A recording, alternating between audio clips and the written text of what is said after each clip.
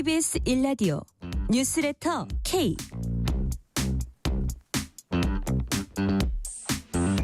안녕하세요. 뉴스레터 K 진행하는 전종철입니다.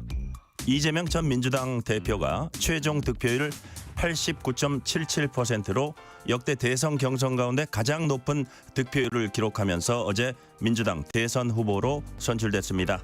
오늘 첫 일정으로 국립현충원을 찾아서 보수 진영 전직 대통령들을 포함해서 전직 대통령들 묘역에 참배했고 국민 통합을 강조했습니다. 국민의힘 대선 경선 후보 4명 중에 2명의 후보만 살아남는 2차 예비 경선 결과가 내일 발표됩니다.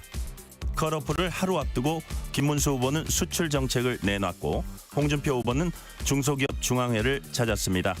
안철수, 한동훈 후보는 충청 지역을 방문해서 막판 표심 잡기에 나섰습니다. 이번 6.3 대선의 변수로 꼽히는 한덕수 대통령 권한대행의 총리실 측근들이 사직서를 낸 것으로 알려져서 한 권한대행 출마가 임박한 것으로 전망되고 있습니다. 오늘 정치 토크 코너에서 6.3 대선을 앞두고 요동치고 있는 정치권의 상황을 진단해 보겠습니다. 2부 인터뷰 코너에선 김문수 국민의힘 대선 경선 후보와 만남이 준비되어 있습니다.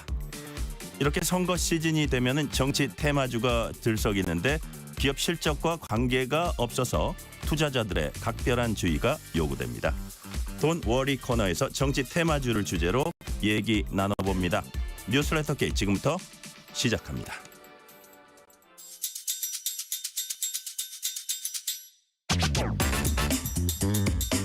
뉴스레터 K 정치 토크. 박성민 전 민주당 최고위원, 신주호 전 국민의힘 상근 부대변인, 이동수 청년 정치크루 대표 나오셨습니다. 어서 오세요. 네, 안녕하십니까. 이변 없이 이재명 후보가 민주당 최종 대선 후보로 선출됐습니다. 최종 득표율 89.77%, 보수 진보 진영 통틀어서 대선 경선 후보 중 역대 최고 득표율 기록했습니다. 보니까 박근혜 전 대통령이 거의 84% 가깝고 DJ 김대중 전 대통령도 한 77%대였던 것 같아요. 자, 득표율의 의미 무엇입니까?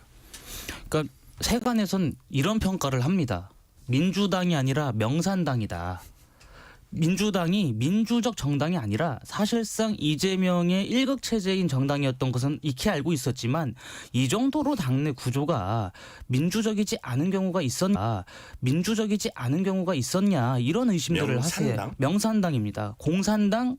이재명 공산당. 이재명의 공산당. 그렇게 해서 명산당이라는 말이 지금 굉장히 회자가 되고 있어요. 네네. 뭐 물론 민주당 내에서 절차에 따라 가지고 후보를 선출한 것입니다만은 결과론적으로 그 어떠한 감동도 그 어떠한 국민적 소구력도 없었던 경선이었기 때문에 저는 이번 민주당 경선이 사실상 실패로 돌아갔다고 생각합니다. 그리고 그러한 실패를 발판 삼아서 과연 본선에서도 이 민주당의 기세를 그대로 유지할 것이냐, 저는 그렇지가 않다고 봅니다. 지금 국민의힘 경선 과정이 그래도 생각보다 치열하게 진행이 되고 있고 또 향후에 반명 빅텐트를 형성하는 과정에서 컨벤션 효과가 발생하게 된다면 지금 나와 있는 그 이재명 대세로는 저는 갈대처럼 금방 눕힐 것이다, 그렇게 보고 있습니다. 자, 지금 박성민 최고위원님, 신주호 부대변인님이 상당히 혹평을 했는데 네. 갈대처럼 놓을 것이다.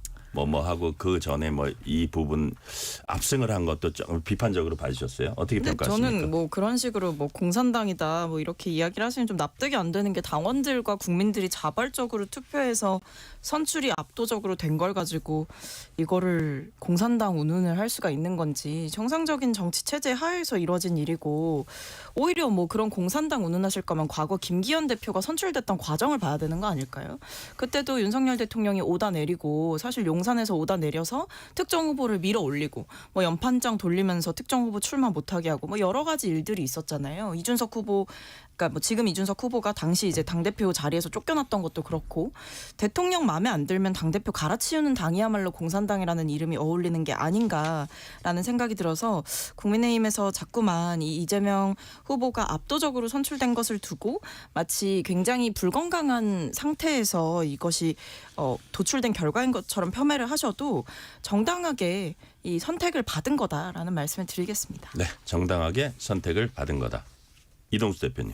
예, 저도 이 부분은 이제 박성민 전 비서관님이랑 의견 좀 비슷한데요. 예를 들어서 이제 지난 총선 앞두고 이제 민주당에서 이제 서울 강북을에 박용진 전 의원 이제 공천 안 주려고 계속 막 룰도 바꾸고 주잘도 바꾸고 막 이러지 않았었습니까?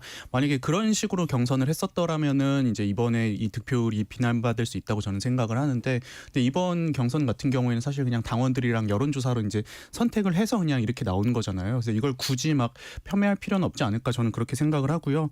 크게 이제 시간적인 요인이랑 구조적인 요인이 저는 작용했다고 생각을 해요. 일단 시기적으로 봤을 때 대선이 이제 조기 대선으로 빨리 치러지다 보니까는 경선 기간이 굉장히 짧았고, 그래서 후보들 간의 어떤 경쟁이나 갈등 이런 게 이제 본격화하지 않은 상황에서 기존에 이제 이재명 대표가 쥐고 있던 당권 이런 것들이 이제 이 투표율로 이제 좀 득표율로 반영되지 않았나 이렇게 생각을 하고요. 네. 두 번째로 이제 이재명 대표 같은 경우에 2022년 그 전당대회 이후로 계속 지금 전당대회마다 이 득표율을 높여나가고 있는 상황이거든요. 근데 이제 이게 그동안에 뭐 지방선거라든지 아니면 총선에서 이 친명 인사들 중심으로 많이 이제 공천을 했고, 그분들이 이제 또 지역에서 조직을 또 새로 이렇게 일구는 이런 결과들이 지금의 이 득표율로 나타난 게 아닌가 저는 그렇게 생각하고 있습니다. 이른바 다시 말해서 비명 행사 그 총선 때나 이런 때 좀 비판이 있었는데 그게 결과적으로는 압도적인 당을 장악하는데 그런 배경이 됐다. 네. 그런 얘기거든요. 신조어 부대변인 동의하세요? 동의합니다. 그러니까 민주당이 지금 민주적 정당이 아니라는 겁니다. 그리고 민주당이 이번 경선을 치rum에 있어서 룰을 한번 변경했습니다. 그 룰 변경 때문에 반발해가지고 경선에 참여하지 않은 후보들도 있습니다. 실제로 밝혔어요. 이렇게 당이 룰을 바꾸는 것은 결국에 이재명 전 대표, 그러니까 지금 후보가 됐죠. 이재명 단 한 사람을 위한 위인설법 아니냐, 이런 식으로 반발을 했기 때문에 민주당 경선에 참여하지 않은 후보들도 많습니다. 그리고 말씀하신 것처럼 작년에 이재명 대표에게 조금이라도 쓴소리를 했거나 이재명 대표와 정치적 입장을 달리하는 분들을 컷오프 아닌 컷오프까지 다 시켜가면서 망신까지 주지 않았습니까? 우리 다 알고 있지 않습니까? 이재명 대표의 그 의원회관 사무실에 야밤에 친명계 인사들이 모여가지고 공천을 논의했다. 이것이 지금 드러난 사실입니다.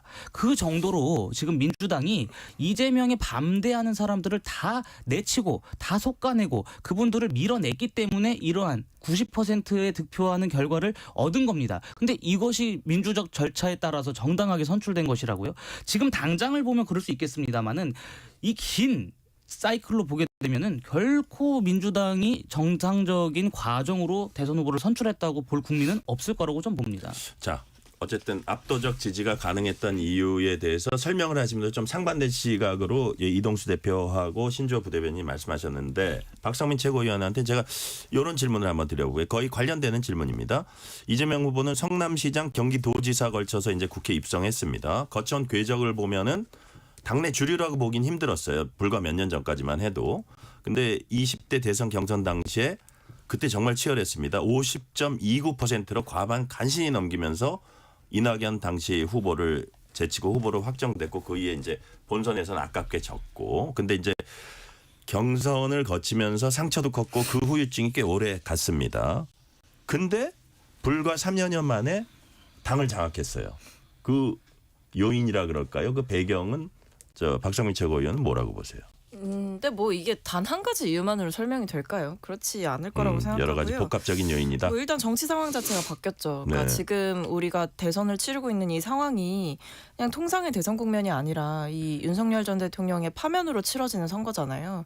그리고 계엄 사태도 있었던 거고, 뭐 그 전에 사실 총선에서 이제 민주당이 굉장히 압승을 하는 일도 있었던 거고요. 네. 그러니까 당 대표로서 이 직무를 수행하는 과정에 대해서 저는 정당하게 평가를 받고 있는 거다라는 생각이 들고, 그다음에 이제 직전에 대선 후보셨잖아요. 네. 그러니까 최종적인 대선 후보셨기 때문에 그때 이미 지지층들이 어느 정도 형성이 됐던 거고요. 그게 당 대표로서, 그리고 그 이후에 국회의원 선거에서 이제 내로 입성을 하고, 그 외에도 이제 이른바 뭐 이재명 대표와 함께 정치를 할 사람들이 많이 늘어난 거, 그러니까 여의도에서 이제 주류가 되신 거죠. 그러니까 그런 것들도 전부 다 영향이 있을 텐데, 근데 저는 또 한편으로는 그런 생각도 들어요. 이게 단순히 여의도에 이제 본인의 사람이 많아졌다고 이게 인기가 많아지느냐, 그건 아닌 것 같거든요. 네. 사실은 지금 당원들의 압도적인 지지를 받는 것도 그리고 온라인상에서 이재명 대표에 대한 지지가 뜨겁고 이런 현상들이 전부 다 그러니까 결국에 이재명 후보의 정치에 이제 많은 분들이 필요성을 느끼고 있고 특히 뭐 민주당을 지지하지 않으셔도 성남시장이나 경기도지사 때 행정가로서 잘 보여줬던 면모를 높게 평가하시는 분들도 있는 거고요. 아니면 이재명 후보의 개인적인 서사를 높게 평가하시는 분들도 있는 거고요. 그러니까 여러 가지가 다 합쳐져서 지금 이재명 후보에 대한 지지세가 여러 면에서 규합이 되어 있다라는 생각이 듭니다. 근데 저는 이제 네, 이동수 대표님.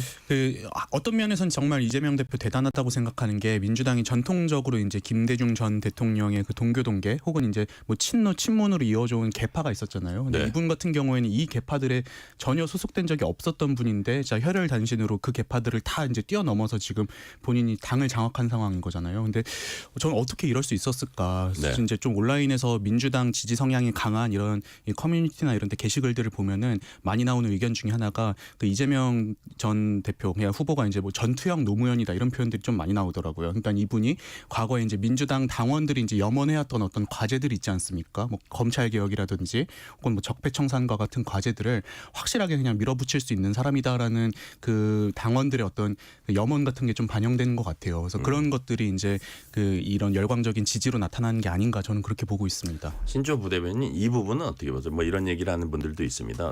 사법 리스크가 되게 컸는데 그 부분을 좀 넘겨온 과정이라든지 그다음에 반사 이익인지 뭔지 몰라도 어쨌든 총선에서의 승리라든지 그게 어쨌든 당대표의 그 실적으로 성과로 이제 와닿은 그런 것들이 다 합쳐져서 어쨌든 그 반대쪽에서 좀 못한 게 이쪽으로 또 많이 투영이 됐다 이런 그 지적도 있는데 국민의힘 당원으로서 어떻게 보세요 이런 거? 그러니까 이재명 대표가 총선에서 승리하고 그런 공적은 사실 국민의힘 입장에서는 굉장히 뼈 아프지만 민주당 당원들의 그 구미를 맞추고 그 니즈를 충족시켜줬다라는 점에는 저는 동의할 수 있겠습니다. 하지만 이재명 대표가 사법 리스크로부터 지금 벗어났다라는 주장을 하는 것에는 저는 절대 동의할 수가 없습니다. 아직 이재명 대표가 대법원에서 무죄 판결을 받은 경우가 없거든요. 그리고 지금도 계속해서 재판을 받으러 다니는 피고인 신분입니다. 그 피고인 신분을 유지한 채로 지금 대통령이 되겠다라고 하는 것인데 그러한 위험을 지닌 사람을 과연 국민들께서 원하실까? 저는 그것은 아니라고 생각합니다. 그렇기 때문에 만약에 이재명 대표 그리고 민주당이 진짜 이재명 대표가 대통령으로서 충분한 인물이다. 이것을 주장하고 싶다면 대법원이나 사법부에 하루빨리 재판을 진행해주고 빠른 판결을 해달라 이렇게 저는 요청을 해야 된다고 봅니다. 하지만 지금 이재명 후보는 굉장히 많은 리스크를 갖고 있기 때문에 국민들께서 과연 그러한 지도자를 원하실까 그런 의구심은 있습니다. 자 여기서 어제 있었던 이재명 후보 대선 후보 수락 연설 들어보시겠습니다.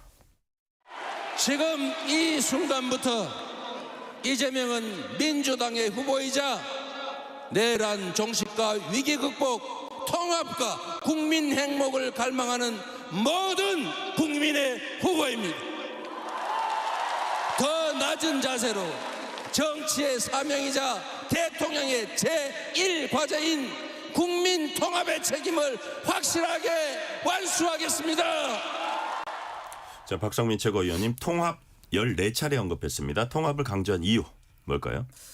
반드시 이기겠다라는 의지의 표명인 것 같습니다. 그러니까 지금 이 대선에서 그 어느 때보다도 중요한 게 결국 이 보수층 그러니까 이탈한 보수층도 잡아오는 게 중요한 거고 민주당이나 국민의힘이나 어떤 정당에도 마음을 주지 않고 있는 이 중도와 무당층의 마음을 잡아오는 것도 되게 중요한 싸움이 되잖아요. 왜냐하면 사실 최근에 어떤 계엄 사태 이후에 그리고 윤 전 대통령의 파면 이후에 진보 진영은 굉장히 지금 윤석열이라는 공공의 적 때문에 똘똘 뭉쳐있는 상태고 압도적 정권 교체가 필요하다라는 데에 대한 공감대가 분명히 있단 말이에요. 그렇다면 역시나 관건은 늘 대선에서 그렇듯이 어느 선거나 그렇듯이 확장성이 중요한 거죠. 그래서 지금 상황에서 특히 앞서 말씀드렸던 보수층을 잡아오는 게 중요한데 이게 뭐 계엄에 찬성하고 옹호하고 윤 전 대통령 뭐 윤어게인 외치는 이런 분들을 말씀드리는 게 아니라 보수를 지지해 왔지만 윤석열 전 대통령의 탄핵은 정당했다라고 주장하시는 분들 계엄은 잘못됐다라고 생각하시는 분들, 이런 분들을 저희 운동장으로 끌어와야 그렇게 운동장을 저희가 넓게 써야 이길 수 있다라는 생각이 있기 때문에 어떤 배타적이고 좀 이렇게 배제하는 이런 정치가 아니라 사실은 보수 중에 정상적으로 연대할 수 있는 세력과는 함께 가야 된다, 이런 생각이 그만큼 있는 거고 그만큼 반드시 이겨야 된다라는 생각이 있는 것 같습니다. 이동수 대표님, 네. 지금 박성민 최고위원 말씀은 통합을 강조한 게 반드시 이겨야 한다. 그런 의지의 강력한 표명이고 또 외연 확장의 일환이다 했는데, 실제로 오늘 그 첫 행보, 대선 후보 선출 이후 첫 행보 보면 전 대통령 묘역을 찾으면서 이승만, 박정희 전 대통령 묘역을 찾았습니다. 특히 이제 이승만 전 대통령 같은 네. 경우는 이른바 진보 진영에서 상당히 타겟의 그 대상이거든요. 근데 여하튼 찾았습니다. 그리고 상임선거대책위원장에 이른바 보수 책사, 이해창 전 총재의 책사라고도 하죠. 윤여준 전 환경부 장관 영입했습니다. 같은 맥락으로 봐야 될까요? 네, 저도 같은 맥락으로 보고 있고요. 일단은 그 이 통합이라는 과제 자체가 저는 이재명 후보의 이제 약점이자 남은 과제인 것 같아요. 그냥 네. 그동안 이분이 워낙 강성의 뭐 개혁파 이미지가 강했기 때문에 지금 또 이 부분에 대해서 이제 우려하는 국민들이 많은 것도 사실이지 않습니까? 그래서 이 부분을 좀 보완하기 위해서 지금 이런 행보를 걷고 있다고 보고요. 또 다른 한편으로는 확실히 이제 이재명 대표가 이 당과 이 민주 진영을 장악했구나라는 걸 볼 수가 있는 것 같은 게, 사실 이승만, 박정희 전 대통령의 묘역을 진보 진영의 후보가 참배한다는 게 당 지지 기반이 약할 때는 쉽지 않은 일이거든요. 왜냐하면은 갔을 때 이제 또 저기를 왜 갔느냐고 또 지지층에서 막 반발하고 이럴 수가 있는데, 이재명 후보자 같은 경우에는 이번 이제 경선에서 나타난 것처럼 거의 90%에 가까운 이런 지지를 얻고 있기 때문에 어떤 행보를 해도 지지층 같은 경우에는 충분히 이제 좀 따라줄 지금 용의가 있는 상황이고, 그렇기 때문에 또 이렇게 적극적으로 보수 진영 인사들에게 손을 내밀 수 있는 게 아닌가, 저는 그렇게 보고 있습니다. 신조 부대면 이게 외연 확장, 우클릭, 인사 영입에 있어서도 우클릭, 이게 이제 지금 말씀하신 대로 상당히 자신이 있기 때문에 자신 있는 행보인데, 보수 진영에서는 이 부분 좀 뭐라 그럴까, 긴장해야 되는 그런 대목 아닙니까? 맞습니다. 지금까지 국민의힘에 깊숙이 관여되어 있던 분들이 이재명 후보를 지지한다면 저희가 정말 긴장을 해야 되겠지만, 윤여준 전 환경부 장관 같은 분은요, 보수 인사가 아닙니다. 지난 2012년 대선에서는 문재인 당시 후보를 지지했고 찬조연설로 큰 화제가 된 분 아니겠습니까? 이분은 보수의 곁을 떠난 지 오래예요. 제가 뭐 이런 평가를 드리면 굉장히 그 어른에 대한 공경이 부족한 것 같지만, 윤여준 전 장관 같은 분은 진짜 정치적 철새 그 이상도 이하도 아닙니다. 본인의 이익에 따라서 움직이는 분입니다. 근데 그러한 분을 영입을 해놓고서 마치 보수 진영의 의중이 본인한테 향하는 것처럼 국민을 호도해서는 전 안 된다라고 봅니다. 그리고 이재명 후보가 대통령으로서 국민 통합을 외치는 것은 저는 높게 평가해야 된다고 생각합니다. 국민의 후보가 누가 되든 간에 어찌되었든 하나된 국민을 만들기 위한 노력을 경주해 갈 것이기 때문에 그 부분에 있어서는 저는 대선 과정에서도 양 후보가 함께 손을 맞잡고 우리가 대선 결과가 어떻게 나든 국민들이 화합할 수 있는, 대한민국을 하나로 결속할 수 있는 정치 환경을 마련하자, 이런 선언은 필요하다고 봅니다. 자, 이 질문은 이동수 대표께 먼저 드려볼게요. 조속한 내란 종식과 관련된 엄단 처벌은 문재인 정부 당시 적폐청산과 어떻게 다른가?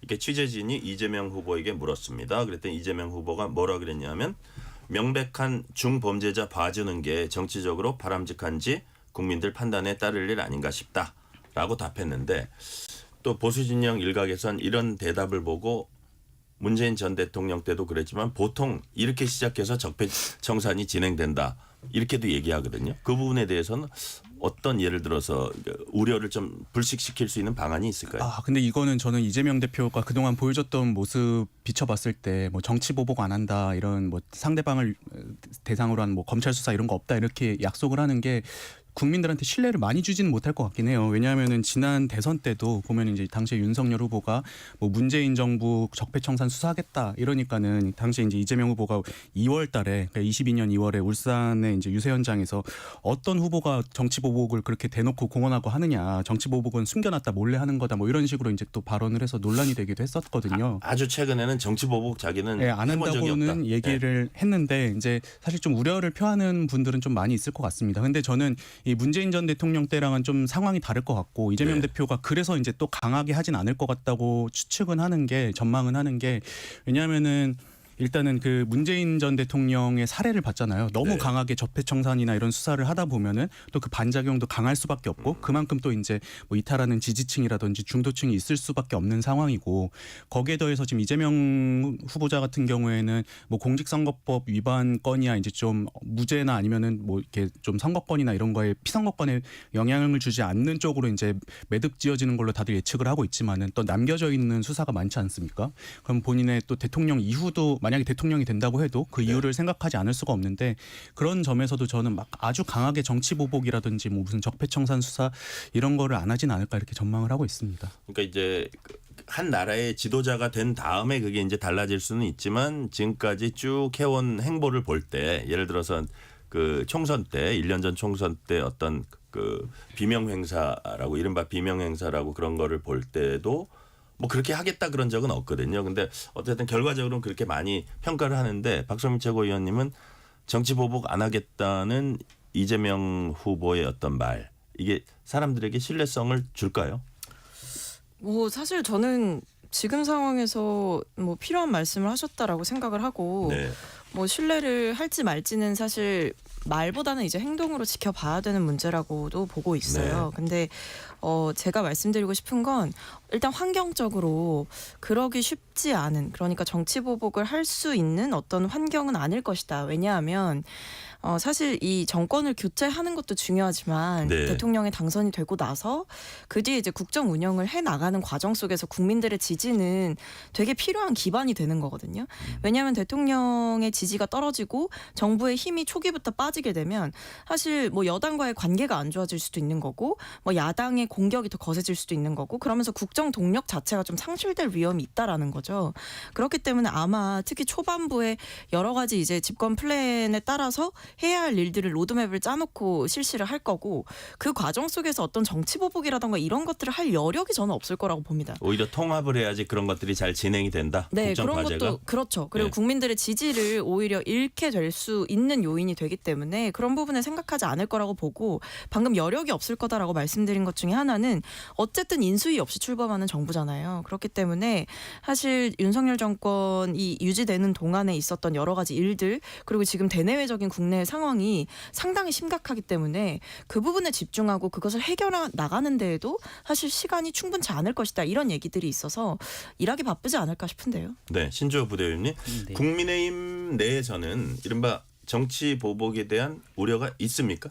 국민의힘뿐만 아니라 국민들이 다 갖고 계실 거라고 봅니다. 그래요. 이재명 대표는 무조건 정치 보복할 겁니다. 지금도 내란 종식을 계속해서 외치고 있는 거 아니겠습니까? 대통령이 탄핵되고 지금 조기 대선이 펼쳐지고 있습니다. 관련된 사람들이 다 재판으로 넘어가서 재판이 진행 중이거나 아니면 수사가 계속해서 지속되고 있습니다. 내란 종식은 사법부와 검찰 이 사법기관의 몫입니다. 굳이 정치권이 나서서 할 문제가 아니라는 것이죠. 그런데 왜 대선 후보로 선출된 이재명 후보가 내란 종식을 이야기하느냐?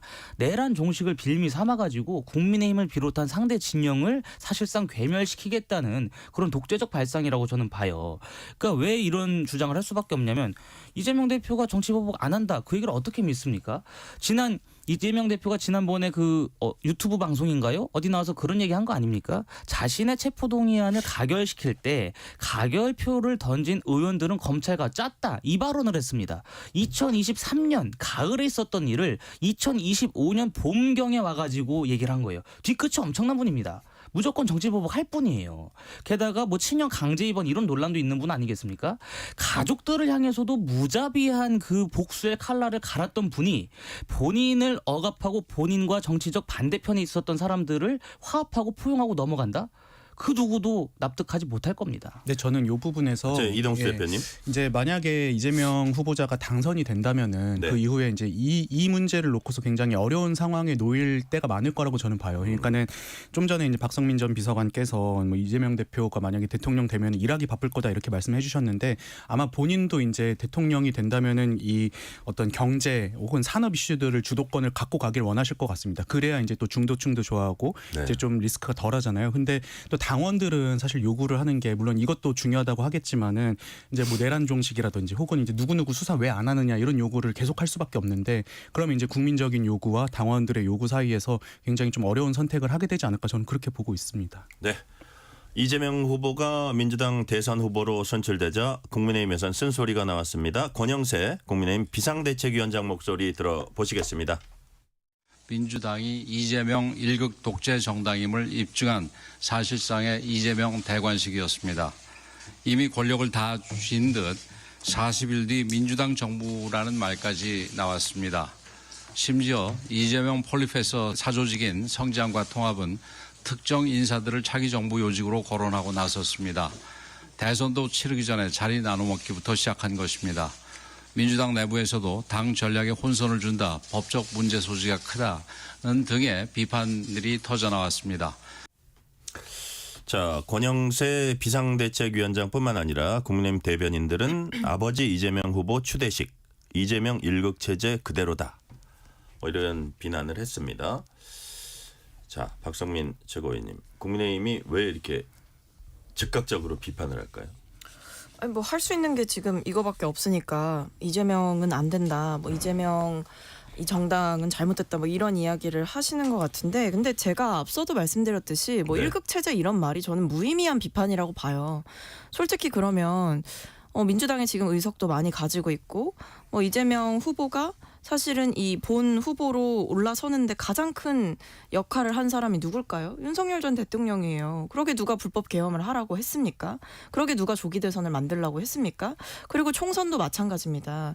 지금 이재명 후보를 비롯해서 그때 민주당 의원들이 굉장히 많은 의석을 획득할 수 있었던 거는 결국에 그때 의정 갈등 문제 해결 하나 제대로 못하고, 그리고 뭐 대파 챌린지 뭐 하다가 이제 난리 났던 것들, 그리고 그 전에 뭐 여러 가지 역사관 논란이나 홍범도 장군 흉상 옮기는 거나 아니면 뭐 친일 관련해서 논란이라던가 이런 것들이 다 종합적으로 이 윤 정권 내내 쌓여왔기 때문에 결국 윤석열 전 대통령과 국민의힘이 이재명 민주당 후보를 위한 선대위원장처럼 사실상 역할을 해놓고 이제 와서 뭐 계속해서 뭐 이재명 대관식이네, 1급 독재 정당이네 이렇게 말씀하시는 거는 저는 어떤 논리적인 근거가 없는 비판이고, 본인들이 그러면 좀 정치를 잘하시지 그러셨냐라는 말씀을 드릴 수 있겠습니다. 자, 이동수 대표님. 네.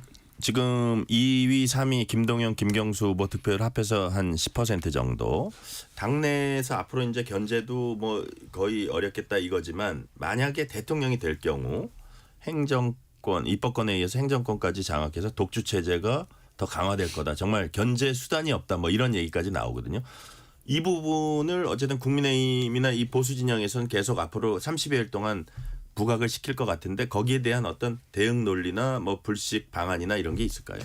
아무래도 그래서 이제 또 이재명 후보자가 지금 이제 통합 이야기하고 보수 인사들과의 그 접촉면을 넓혀 나가고 있는 것 같아요. 예, 근데 이제 예. 이 부분을 좀 불식시키기는 쉽지 않을 거라고 저도 전망을 하는 게, 특히 이제 김경수 후보자 같은 경우에 보면은 이제 친문의 어떤 적자로서 평가받으면서 이제 네. 또 대안 세력의 하나로 이제 좀 평가를 받았잖아요. 근데 이분이 이번에 최종 합계에서 3.36%밖에 안 나왔거든요. 그리고 참고로 김동연 경기지사 같은 경우도 한 6.8% 정도밖에 안 나왔는데, 두 분이 합쳐서 10% 정도면은 정말 이 당내에서 이 이재명 후보자가 만약에 대통령이 됐을 때 이제 견제할 수 있는 세력이 없는 거 아닌가, 이런 우려가 있는 건 좀 사실인 것 같습니다. 저기 당내에서 보수당 입장에서는 이 부분이 공격 포인트입니까, 신조호 부대변인?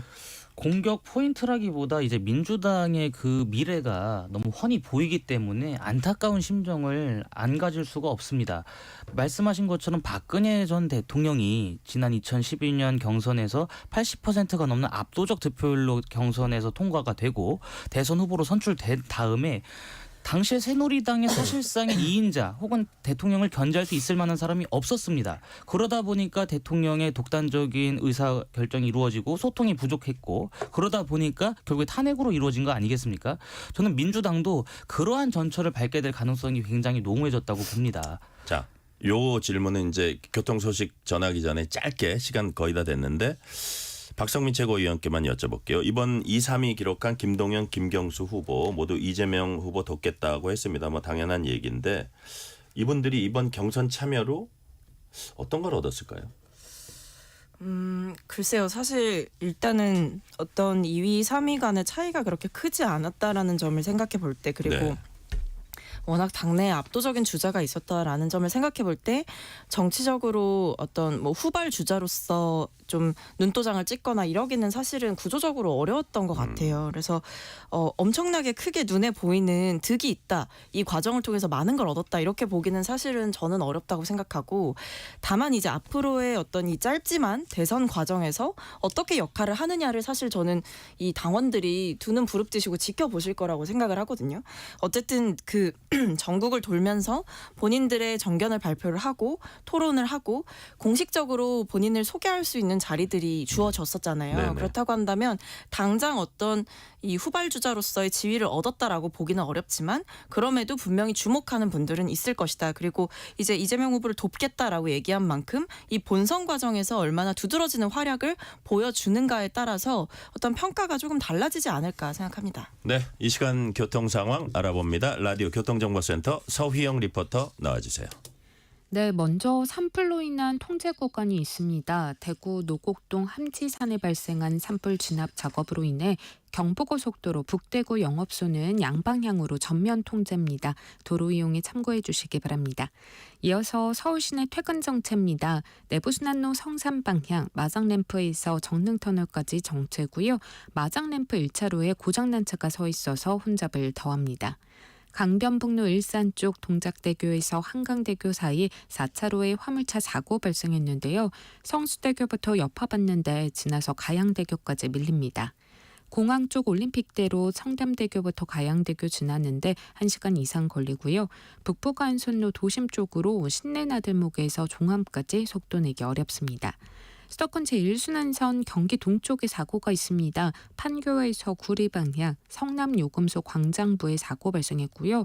또 구리 남양조금소에도 화물차 하이패스 차로에 사고가 나서 6차로 통행 어렵습니다. 반대 판교 방향은 광암터널에 추돌 사고 나서 터널 진입하려는 차량들 정체입니다. KBS 교통정보센터였습니다.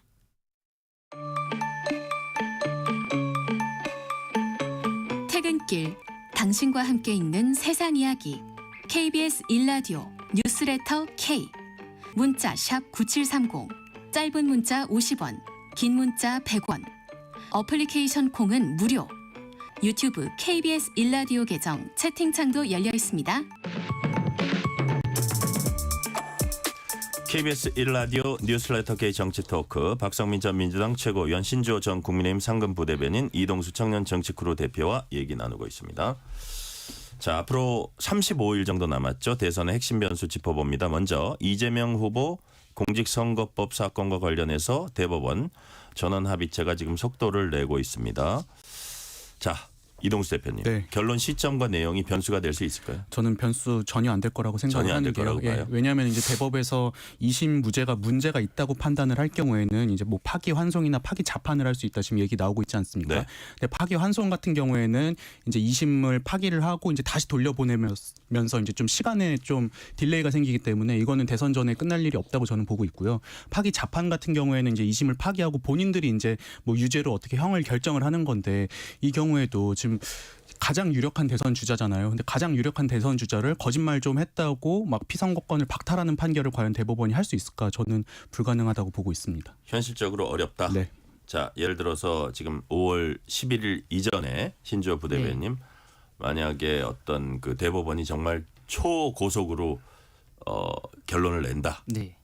그러면 설마 거기 그 등록하기 전에 내는데 기각 말고 딴 게 있겠느냐 뭐 이런 관측도 하고 네. 그럼에도 불구하고 아니다 이거 저 뭐가 나올지 모른다 이런 관측도 있고 한데 네. 어떻게 보세요 신주호 부대변인? 그러니까 지금 대법원이 무죄 판결을 내리지가 않으면 그 자체로 이재명 후보의 그 후보 자격은 전 없다고 봅니다.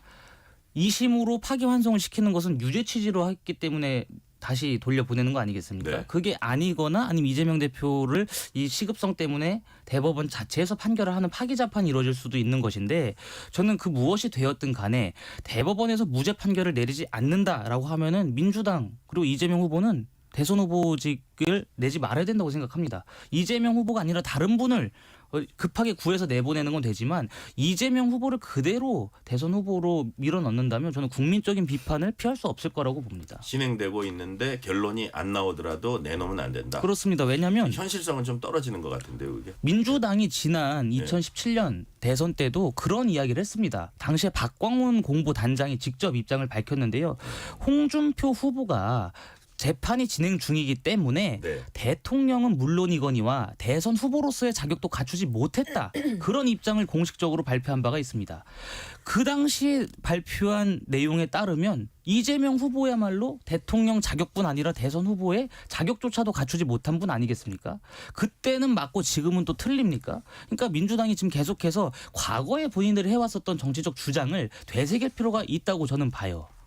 자, 어떻게 이 대법원이 어쨌든 서두르고 있어요. 그래서 초반에 처음에 막 서두를 때 민주당이 좀 긴장하는 그 기색이 좀 역력했습니다. 근데 지금 분위기는 어때요, 박성민 최고위원? 사실 뭐 이미 그때 이제 초반에 이게 이례적으로 속도를 낸다라는 얘기가 있었을 때도 좀 뭐 분분하긴 했다고 해요. 그러니까 우려를 하시는 분들도 있었고, 왜냐하면 너무 이례적인 상황이다 보니 의도에 대해서 의심하는 시선들도 있었고, 네. 또 한편으로는 어쨌든 지금 정치의 한복판에 대법원이 들어온 거거든요. 그러니까 사실상 대법원이 지금 대선에 개입을 하는 모양새가 되는 거예요. 그렇다고 한다면 대법원이 만약에 정말 유죄 취지의 파기환송이라는 결정을 내린다라고 했을 때, 제가 생각했을 때는 대법원이 그런 정치적인 부담을 지금 이 시점에 질 이유가 무엇인가라는 의문이 있거든요. 그래서 개인적으로는 뭐 의심하고 걱정했던 분들도 계시지만 어쨌든 상고 기각에 대한 얘기도 있었어요. 그러니까 대법원이 이렇게 속도를 내는 이유가 종국에는 이제 이재명 후보가 대통령이 되고 나면 분명히 이제 국민의힘에서 꺼내들 논쟁이 이 헌법 84조와 관련된 논쟁, 그러니까 진행 중이던 재판이 계속 가야 된다, 이 얘기를 분명히 꺼낼 거잖아요. 그런 부분에 대해서 애초에 좀 털기 위해서, 좀 정리를 하기 위해서 그러는 것이 아닌가, 혹은 이제 대선 전에 어떤 상고기각이라는 결론을 못 내고 어떤 결론도 못 내린다라고 했을 때 대법원이 계속해서 이 선거법과 관련해서 국민의힘에서도 원칙 지켜서 빨리 재판해라 이렇게 얘기를 했던 것들이 있었잖아요. 네. 그런 정치적인 공격으로부터 자유로워지기 위해서 본인들만의 명분 쌓기를 하고 있는 것일 수도 있다라는 시각이 있기 때문에 조금 더 지켜보셔야 알겠지만, 저는 뭐 대세에는 전혀 지장이 없을 것이다. 그리고 대법원도 국민들이 똑똑히 지켜보고 있으니 어떤 정치적인 의도를 갖고 판결하는 일은 부디 없기를 바란다라고 말씀드리겠습니다. 자, 대법원 전원 합의체 판단, 이게 하나의 핵심 변수라면 또 다른 핵심 변수가 한덕수 대통령 권한대행의 출마 여부입니다. 자, 오랜 기간 수행해온 총리 비서실장이 사표 낸 것으로 알려지면서 총지시 참모들이 대선 캠프에 합류할 것이다, 이런 전망도 나오고, 뭐 캠프가 꾸려졌다 이런 보도도 나오고요. 진짜 임박했다 이런 얘기들 많이 나오는데, 자, 이동수 대표님. 네. 한덕수 권한대행이 출마할 경우에 무슨 명분으로 출마할지, 출마의 변이 어떤 내용이 될 것 같아요? 저는 크게 뭐 두 가지가 되지 않을까 이렇게 전망을 하는데요. 일단 첫 번째로는 지금 트럼프 대통령 관세 부과 이후에 이제 지금 이 대외적인 경제 문제, 산업 문제가 되게 위기에 놓여 있지 않습니까? 근데 네. 이분이 아무래도 경제 통상에서 전문가이고 또 수십 년 동안 일해온 분이기 때문에 그 부분에서의 어떤 유능함을 좀 어필할 것 같고요. 그리고 이제 그 이재명 후보자와 대비되는 본인의 강점을 좀 어필을 할 것 같습니다. 이분은 지금 뭐 안정감 있는 관리형 인물로서 이제 또 총리직도 오르고 했었던 거잖아요. 그래서 이제 좀 불안한 이재명 대 안정감 있는 한덕수라는 프레임으로 이분이 이제 그걸 좀 강력하게 어필하지 않을까, 저는 그렇게 예상하고 있습니다. 자, 신주호 부대변님, 내일 잠깐 있어보자. 오늘이 28일이니까 내일 화요일 국무회의죠. 네. 그 다음 날이 30일이고, 네. 그 다음에 5월 초로 넘어갑니다. 내일은 아닐 것 같다, 이런 얘기들이 나와요. 출마를 하더라도 여러 가지로 볼 때. 30일 아니면 5월에 뭐 첫날이나 뭐 이렇게 되지 않을까 하는데, 분위기는 어떻습니까? 제가 보기에는 출마를 하실 것 같은데 이제 그래요? 시기가 좀 중요한 것 같습니다. 내일은 일단 할 수가 없는 게, 말씀하신 것처럼 국무회의도 있지만 네. 내일은 국민의힘의 2차 경선 결과가 발표되는 날입니다. 근데 거기에 한덕수 권한대행이 출마를 선언하게 되면은 국민의힘의 그 관심도를 저하시킬 그 걱정이 돼요. 그래서 아마 어찌되었든 나중에 국민의힘과의 빅텐트를 형성하기 위해서라도 내일은 아마 출마 선언을 하지 않을 것 같고, 뭐 여러 이야기가 나옵니다만은 수요일 아니면 목요일인데 네. 만약에 제가 이번 주는 거의 확실해 보여요. 그럴 것으로 보입니다. 이번 네. 주 안에 또 사퇴를 해야 되는 거 아니겠습니까? 근데 만약에 저한테 여쭤보신다면 저는 5월 1일 날 사퇴하라고 할 것 같습니다. 아 그래요? 예. 5월 1일부터 이제 긴 연휴가 시작이 되고 긴 연휴가 시작이 되다 보면은 그 사실 기사화할 것들이 없습니다. 네. 그렇다 보면 이제 한덕수 권한대행이 짠 하고 나타나게 되면은 상당히 많이 이슈가 집중될 수가 있죠. 그러니까 만약에 저한테 여쭤보신다면 저는 수요일 말고 5월 1일 날 하라고 말씀드리고 싶습니다. 언론인들은 고생 좀 하시겠네요. 그러면. 언론인들 고생하고 그게 연휴 들어가기 직전이니까 이제 그 며칠 이렇게 쭉 그 이슈가 갈 수 있다는 그런 말씀 같고요.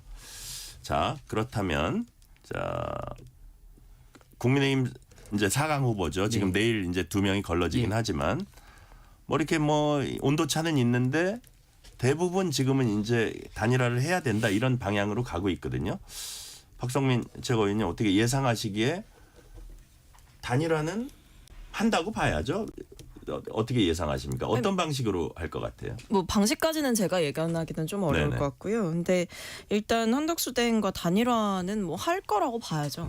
왜냐하면 후보들이 다 이미 돌아섰고요. 네. 이 단일화를 하는 쪽으로 얘기를 하고 있는 상황이고 사실은 그 판단의 기저에는 결국에 한덕수 대행과의 단일화에 대해서 거부감을 표시하면 지지를 못 받을 수 있다라는 위기감에 대한 공통적인 인식이 생겨난 것 같아요. 그러니까 핵심 지지층의 분위기가 한덕수 단일화를 원하고 있다라는 거를 후보들이 누구보다 발빠르게 읽은 거죠. 그러니까 이 보수 진영 입장에서는 찬밥 더운 밥 지금 가릴 때가 아니다. 가릴 때가 아니다 이렇게 보는 거고 뭐 예. 빅텐트론에 대해서 지금 지지자들도 호응을 어느 정도 하고 있다라는 거죠. 그래서 근데 저는 조금 사실 이 후보들의 입장을 방금 제가 분석한 대로 저도 이해를 했지만서도 네. 한편으로는 이해가 안 되는 게 사실 이게 지금 경선하는 후보들 바보 만드는 거거든요. 그러니까 본인들이 스스로 내가 허수아비다라는 것을 자처하는 경선이 과연 올바른 경선이라고 할 수 있는가. 사실 이렇게 뭐 8명에서 4명 추리고 4명에서 뭐 2명 추려서 이렇게 경선을 계속 치르고 있는데 그러면서도 또 한덕수 대행 출마하면 그때 또 다시 어떤 단일화를 하기 위한 어떤 모종의 경선을 치르고 이런 게 정상적인 과정은 아니잖아요. 그러니까 한덕수 대행도 출마를 할 거면 이렇게 간보고 이제 누가 후보가 되는지를 지켜보고 이렇게 할 게 아니라 본인도 애초에 입장을 솔직하게 밝혔어야 되는 것이 맞고 그리고 국민의힘 안에서 저는 애초에 한덕수 대행과의 단일화 시나리오를 그린 사람들 자체가 보수 스스로의 어떤 자격과 가치를 떨어뜨린 사람들이다라는 생각이 듭니다. 근데 네. 자 신주호 부대변인님. 근데 제가 이 부분에 있어서 반박을 안 드릴 수가 없는 게 한덕수 권한대행과 단일화를 통해서 국민들에게 감동을 들을 수 있을 만한 기반을 마련하겠다 이거 아니겠습니까? 저는 이것은 나쁘게 평가해서는 안 된다고 봅니다. 정치는 생물이기 때문에 항상 움직이는 거예요. 그래서 한덕수 권한대행과의 단일화를 통해서 국가 미래 비전에 대한 그 대결을 한번 한 다음에 이재명 후보에게 1대1로 맞서겠다. 이게 왜 나쁘다는 것이죠? 그렇게 치면은 민주당이야말로 지난 2012년 대선에서 민주당에 입당하지도 않은 당시 안철수 교수를 상수로 놓고 민주당 내에서 경선이 끝난 다음에 안철수 후보와 단일화하겠다 그런 이야기 하지 않았습니까? 민주당도 똑같이 했었던 것입니다. 그런데 민주당도 했었던 정치 과정 그리고 본인들도 했었던 그런 하나의 정치적 이벤트와 기획을 타당히 한다고 해서 국민의힘의 존재 가치가 없다 이런 식으로 폄하하시는 것은 저는 자가당착이라고 봅니다. 근데 그 안철수 네, 박성민 의원과는 좀 최고위원님. 다르죠. 왜냐하면 안철수 의원 같은 경우에는 당시 이제 굉장히 인기가 있는 인물이었고 사실 그분이 뭐 지금의 정치 행보는 뭐 다르게 평가를 받겠습니다만 당시만 해도 사회적으로 굉장히 존경받는 인물이었고 근데 한덕수 대행 같은 경우에는 보세요. 지금 윤석열 정부 2인자 아닙니까? 근데 지금 이 선거는 뭐냐. 윤석열 전 대통령이 비상계엄 해가지고 치러지는 선거거든요. 그러니까 그 불법 계엄에 대해서 한덕수 대행의 책임이 과연 없다고 할 수 있습니까? 그리고 권한대행으로서 지금 사실 그 자리에 있는 것도 국민들이 참아주시는 거예요. 왜냐하면 한덕수 대행이 윤석열 전 대통령의 사실상 아바타처럼 윤석열 전 대통령의 그 몇십 년지기 친구를 헌법재판관으로 지명하려고 했던 시도도 최근에 했었거든요. 그러니까 이런 사람과 단일화를 통해서 뭐라도 이제 밥그릇을 챙겨보겠다라고 하는 그 의도가 국민들에게 너무 염치가 없는 것 아니냐라는 점을 지적을 드리는 겁니다. 네. 그 어쨌든 밖에서 국민의힘 밖에서 뭐 크게 보면은 뭐 그 이전 정부 여당의 인사라고는 하지만 급할 때 데려오고 이런 부분들을 당내에서도 예컨대 나경원 경선 후보 같은 경우에도 이제 많이 비판을 했고 그렇긴 한데 여하튼 정치는 또 생물이기 때문에 그 4명의 경선 후보들도 처음엔 되게 부정적이었다가 어떤 현실을 인식하게 된 그런 측면도 있어요. 이동수 대표님 이 문제 어떻게 보세요? 그래서 저도 일단은 뭐 부적절하다고는 생각을 합니다. 근데 저는 예상외로 한덕수 총리에게 호락호락하게 질지 않을 것 같다. 후보들이 지금 국민의힘 후보들이 그렇게 생각을 하는 게 일단 처음에 이제 뭐 한덕수 총리 이 대선 출마 촉구한다고 국민의힘 의원 50여 명이 뭐 기자회견을 준비하려다가 당 지도부가 만류해가지고 이제 뭐 취소했다 이런 뉴스도 굉장히 많이 나왔었잖아요. 그때만 해도 당의 이제 주류가 이제 한덕수를 밀겠구나라는 그런 전망 같은 것들이 있었는데 최근에 이제 국민의힘 경선이 또 화제가 되고 이러면서 특히 이제 뭐 홍준표, 한동훈 후보의 기세가 좀 매섭지 않습니까? 그래서 저는 만약에 이분들이 지금 예를 들어서 김문수 후보자를 제외한 그 한덕수 이 차출론에 반대해왔었던 분들이 만약에 이제 후보가 된다면은 잘하면은 이길 수도 있겠다. 그렇게 되면 이분들 입장에서는 또 드라마를 쓰는 꼴이 되는 거잖아요. 격이 되는 거잖아요.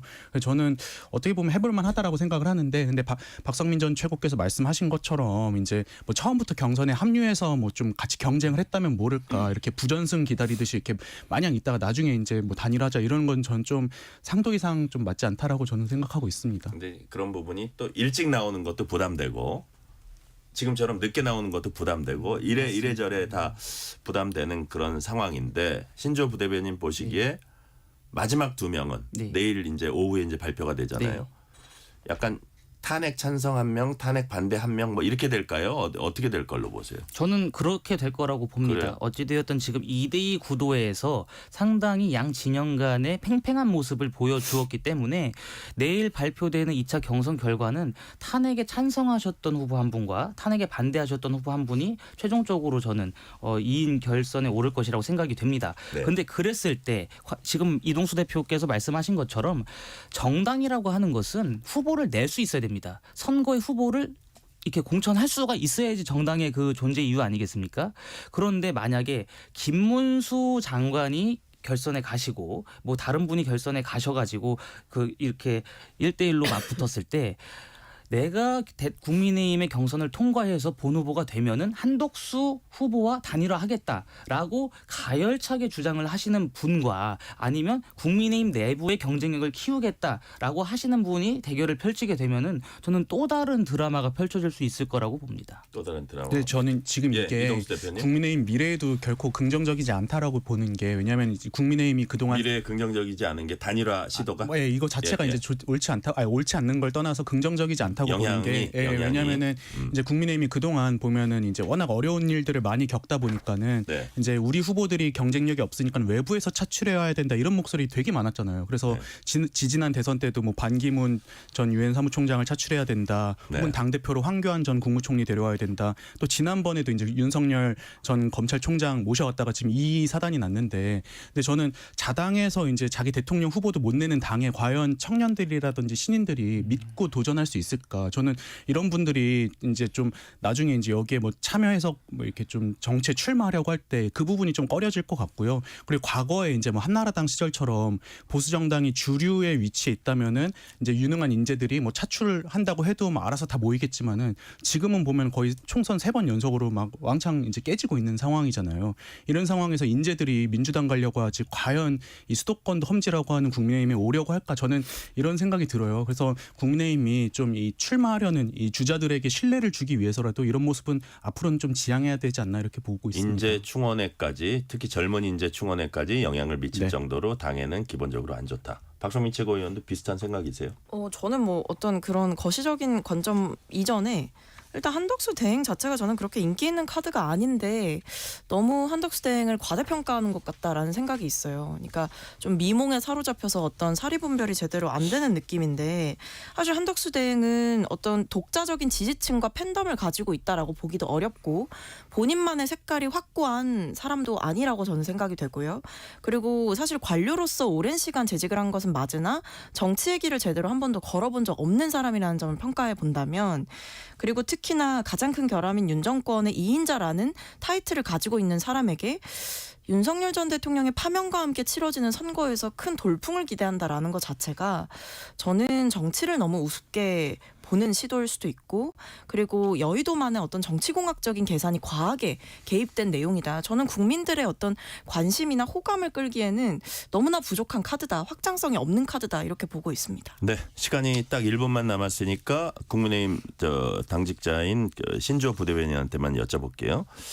이제 사자토론에서도 이제 탄핵 찬반으로 구도가 나눴고 네. 안철수 후보 같은 분들은 이제 그 사과를 우리가 하고 네. 국민의 고개 숙이고 가야 된다 이런 얘기도 했는데 자 그렇다면 본선에 누군가가 갔어요. 그게 국민의힘 후보가 되건 한덕수 대행이 되건 네. 본선에 보수 진영이 3명이 갔습니다. 국민에게 어떤 스탠스를 취해야 된다고 보십니까? 저는 한덕수 권한 대행이든 아니면 지금 국민의힘의 후보로 어떤 분이 선출이 되든 대통령께서 선포하셨던 비상계엄에 대해서 명확히 반대를 했다. 그것에 있어서는 송구한 입장이라고 저는 봅니다. 그래서 그것을 기반으로 과연 우리가 집권했을 때 어떠한 나라를 선사시킬 수 있을지를 고민한 다음에 그것을 국민들께 선제적으로 제시하고 하다 보면은 이재명 대표가 사실 하는 말은 똑같습니다. 지난 대선이랑. 네. 그런데 지난 대선에서 했었던 아젠다와 비슷한 것을 이번에도 들고 나오면 저는 분명히 이재명 대표가 궁지에 몰릴 것이다. 그렇게 예상합니다. 네. 오늘 말씀은 여기까지 듣겠습니다. 지금까지 신주호 전 국민의힘 상근부대변인, 박성민 전 민주당 최고위원, 이동수 청년 정치크루 대표였습니다. 말씀 감사합니다. 감사합니다. 뉴스레터 K 1부 마치고 2부가 이어집니다.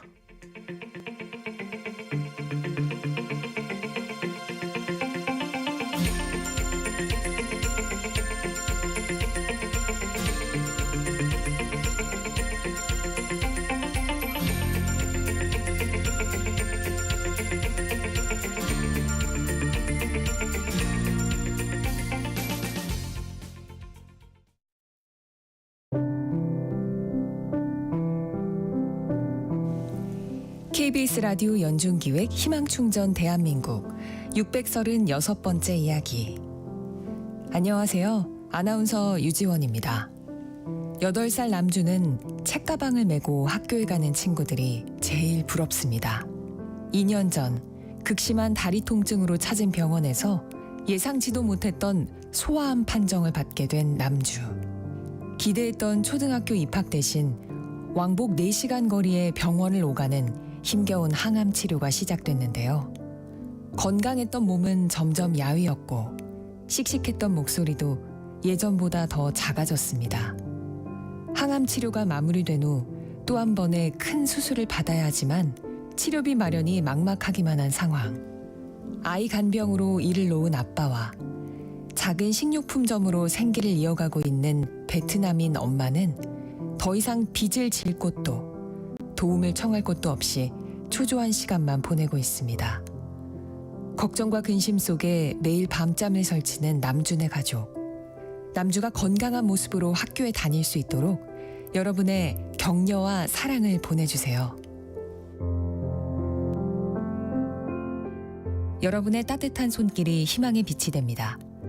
ARS 060-700-1580 060-700-1580 한 통화 3,000원으로 희망을 선물해 주세요.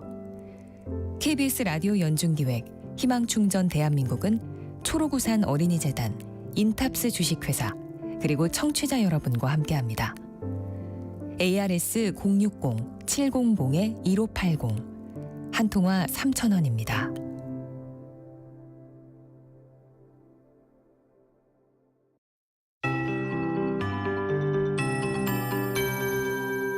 KBS 58분 날씨. 산불 조심하셔야겠습니다. 오후 2시쯤 대구 북구 노곡동 함지산에서 산불이 발생했습니다. 대구는 실효습도가 25%로 떨어져 있어 불이 나기 쉬운 조건인데요. 대구를 비롯한 경북과 강원 영동, 충북 지역에는 건조경보가 발효 중이고요. 그 밖에 서울을 비롯한 전국 대부분 지역에는 건조주의보가 내려져 있습니다. 바람도 강하게 불어서 작은 불씨가 큰 산불로 번질 수 있는 만큼 불씨 관리를 철저하게 해야겠습니다. 오늘도 전국 전국이 화창했는데요. 지금도 서울 하늘은 봄볕이 화사하게 내리쬐고 있습니다. 한낮에 서울이 20.2도까지 오르는 등 대부분 지역에서 낮 기온이 20도를 웃돌며 평년 이맘때처럼 따뜻했습니다. 내일도 한낮에는 오늘만큼 따뜻하겠는데요. 다만 아침에는 기온이 오늘보다 낮겠습니다. 내일 아침 기온 서울이 8도, 춘천 3도, 대전 5도, 대구 7도로 오늘보다 2도에서 크게는 8도가량 낮겠습니다. 특히 일부 내륙을 중심으로는 아침 기온이 0도 안팎으로 내려가면서 새벽부터 아침 사이 서리가 내리는 곳도 있겠습니다. 농작물 관리에 유의하시기 바랍니다. 모레까지 전국이 맑다가 5월의 첫날인 목요일에는 전국에 비가 오겠고요. 금요일까지 이어지겠습니다. 현재 서울의 기온은 18.8도입니다. 조하늘입니다.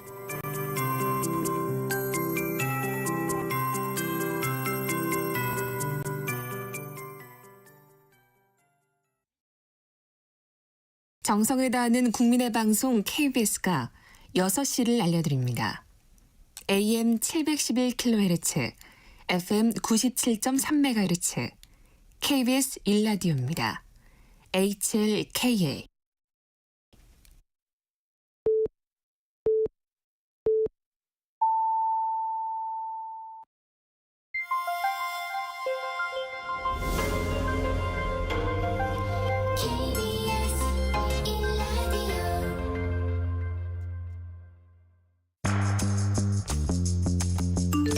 여러분은 지금 퇴근길 시사편지 한 장, KBS 1라디오 뉴스레터 K를 듣고 계십니다.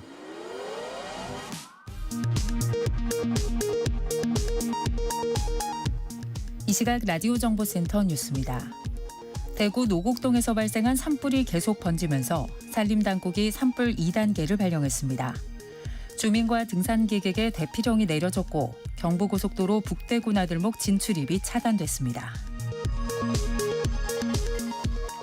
더불어민주당 이재명 대선 후보가 후보 선출 이후 첫 공식 일정으로 국립현충원을 찾아 참배했습니다. 압도적 초격차로 세계 1등 반도체 국가를 만들겠다는 공약도 내놨습니다. 민주당은 보수 책사로 불리는 윤여준 전 환경부 장관을 상임선대위원장으로 영입했습니다. 국민의힘은 내일 경선 2차 컷오프 발표를 앞두고 오늘까지 당원 선거인단 투표와 국민 여론조사를 진행합니다. 김문수, 안철수, 한동훈, 홍준표 4명의 후보들은 지역 방문과 공약 발표 등으로 총력전에 나섰습니다. 윤석열 정부 시기 인사청탁 등 의혹을 받는 건진법사 전성배 씨와 함께 전 씨의 처남도 검찰의 수사선상에 올랐습니다. 김건희 여사의 연루 의혹이 제기된 삼부토건 주가 조작 사건은 서울 남부지검에 배당됐습니다. 수천억 원의 단기 채권 피해가 발생한 홈플러스 사태와 관련해 검찰이 홈플러스와 대주주인 MBK 파트너스 본사에 대한 압수수색에 나섰습니다. 홈플러스 노동자와 입점업체 관계자들은 생존권 보장을 요구하며 광화문 광장에서 108배를 진행했습니다. 지금까지 라디오 정보센터 뉴스 편유희였습니다.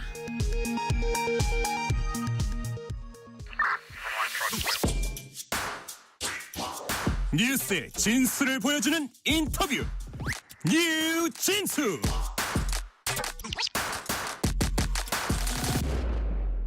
국민의힘 2차 경선이 막바지로 치닫고 있습니다. 어제 4차 토론회를 마지막으로 이제 내일 최종 결선에 진출할 2차 컷오프 발표를 앞두고 있습니다.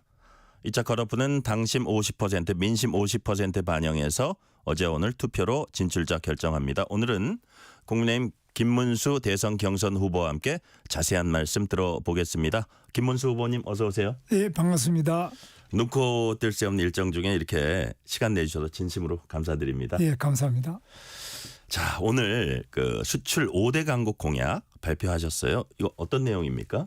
예, 우리나라 수출이 지금 자동차, 반도체, 조선, 바이오, K, 방산, 원전 정말 세계가 부러워하는 엄청난 수출 국가인데 요즘에 트럼프의 관세 장벽이든지 세계 경기가 어려워서 굉장히 어려움에 부딪히는데 네. 수출이 안 되면은 우리나라 기업이 돌아가기 어렵습니다. 그리고 또 적자가 날 경우에는 사실 세금도 별로 못 내고 또 임금 인상도 안 되고 이렇기 때문에 수출로 먹고 사는 우리 대한민국 꼭 세계 5대 강국으로 더욱 발돋움할 수 있도록 최선을 다하겠다 이런 뜻인데요. 네. 수출을 더 많이 확대하기 위해서 제가 대통령이 되면 직접 수출 진흥 회의, 확대 회의 이런 것들을 하고 또 수출 기업에 대해서 여러 가지 더 지원책을 더 강화를 하도록 하고 우리 대한민국의 대표적인 수출 산업이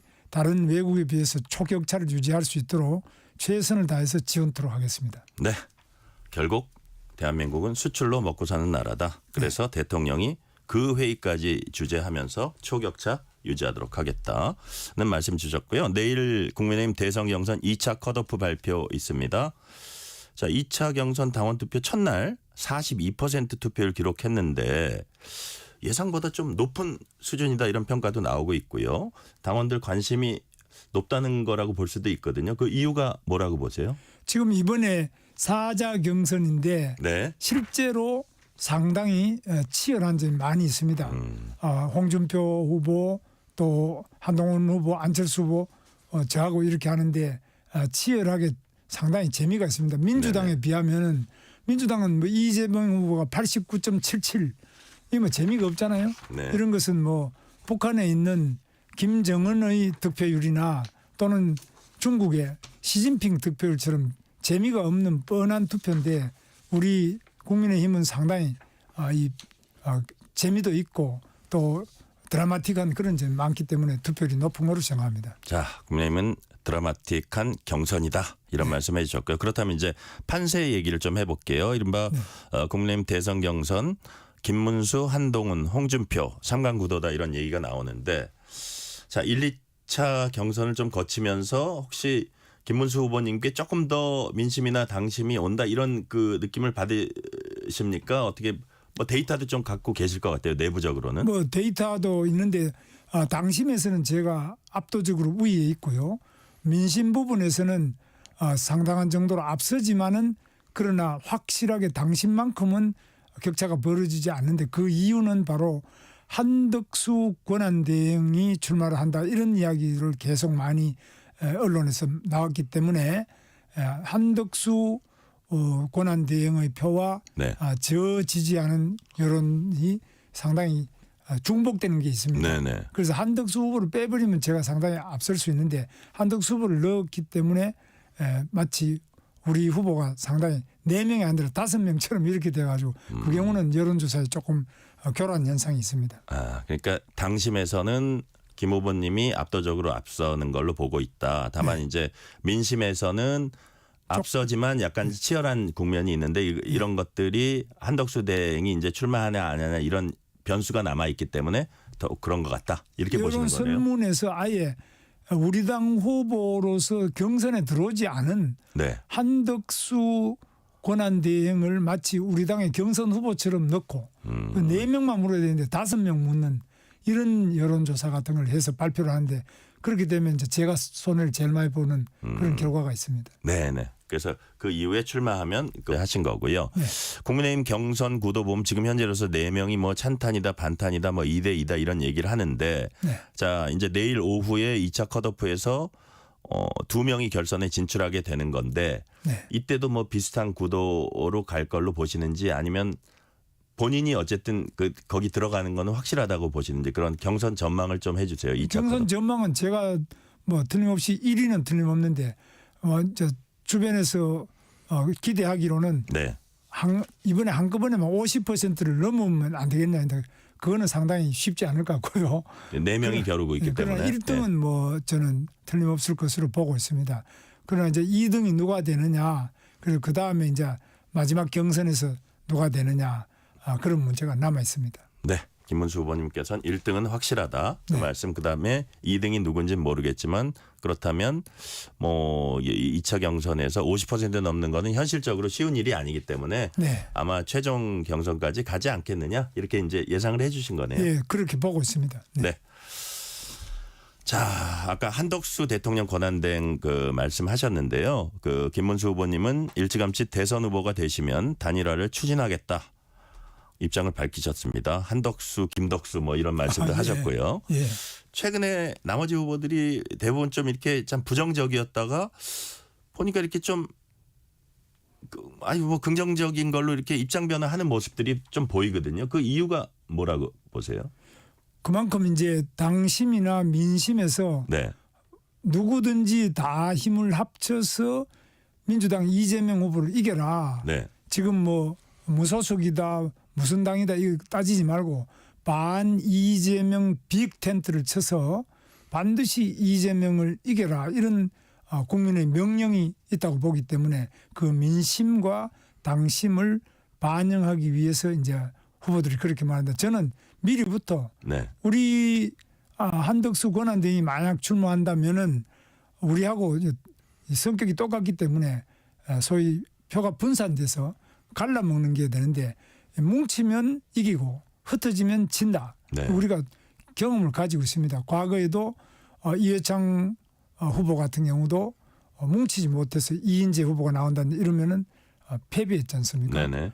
그래서 무조건 뭉쳐야 된다 이런 생각을 가지고 저는 처음부터 그러고 나머지 후보들은 요즘에 와서 이제 민심이 그러니까 그런 식으로 바뀌고 있습니다. 그러니까 지금 김문수 장관님 말씀은 예를 들어서 이제 어떻게 보면 좀 비판적으로 야당 쪽에서도 그렇게 비판하고 여당 내에서도 초반에 그런 비판이 있었는데 예를 들어서 이제 한덕수 무소속으로 나온 한덕수 대행과 이렇게 그 단일화를 하면 마치 여당 그 국민의힘 경선이 조금 이제 예선처럼 그래서 좀 김 빠진다 이런 측면이 있긴 있었는데 그렇죠. 지금은 그런 거 따질 때가 아니다 그러시는 거죠. 무조건 승리를 위해서는. 그렇습니다. 뭐 김이 빠지는 점이 있습니다. 그러나 네. 한덕수 권한대행이 만약에 출마를 하는데 우리가 단일화를 안 하면 네. 뭐 이길 수 있겠습니까? 지금도 상당히 힘겨운 건데요. 만약 단일화가 안 되면 이긴다고 보장할 수가 없다고 생각합니다. 네. 자, 반 이재명 깃발 아래 모두 뭉쳐서 반드시 반 이재명 깃발 아래 모두 뭉쳐서 반드시 승리해야 된다 이런 취지로 말씀을 하셨는데 그렇다면 네. 김현수 후보님 그 개혁신당 이준석 후보도 단일화 상대에 포함됩니까? 뭐 이준석 후보는 이제 한덕수 권한대행만큼 간단치 않은데요. 이준석 후보는 자기가 개혁신당 당이 있고 네. 또 나이가 젊기 때문에 이번에 뭐 그냥 나는 그냥 끝까지 버텨서 나가서 안 되더라도 다음에 또 보고 몇 번 하면은 뭐 대통령까지 될 수 있지 않겠나 이렇게 생각할 수 있습니다. 네네. 그래서 이준석 후보의 경우에는 한덕수 권한대행만큼 이 단일화 과정이 쉽지 않지만 저는 반드시 해내야 된다고 생각하고 있습니다. 난이도는 높지만 그리고 네. 이제 나이도 적지만 이준석 후보가 무슨 얘기를 하냐면 자기가 이제 내쳐질 때 이런 표현을 씁니다. 당에서 이제 쫓겨날 때 네. 어떤 뭐 성상납을 받은 것처럼 그랬고 그게 다 무혐의가 나왔는데 이 국민의힘에서 그 누구도 자기에게 사과하거나 입장을 표명하거나 이런 게 없는 상황에서 자기가 어떻게 손을 잡을 수 있냐. 절대로 아마 그런 일 없을 거다 그랬는데 절대라는 게 정치의 이 영역에서 있습니까? 아니면 그것도 또 상대적으로 될 수 있습니까?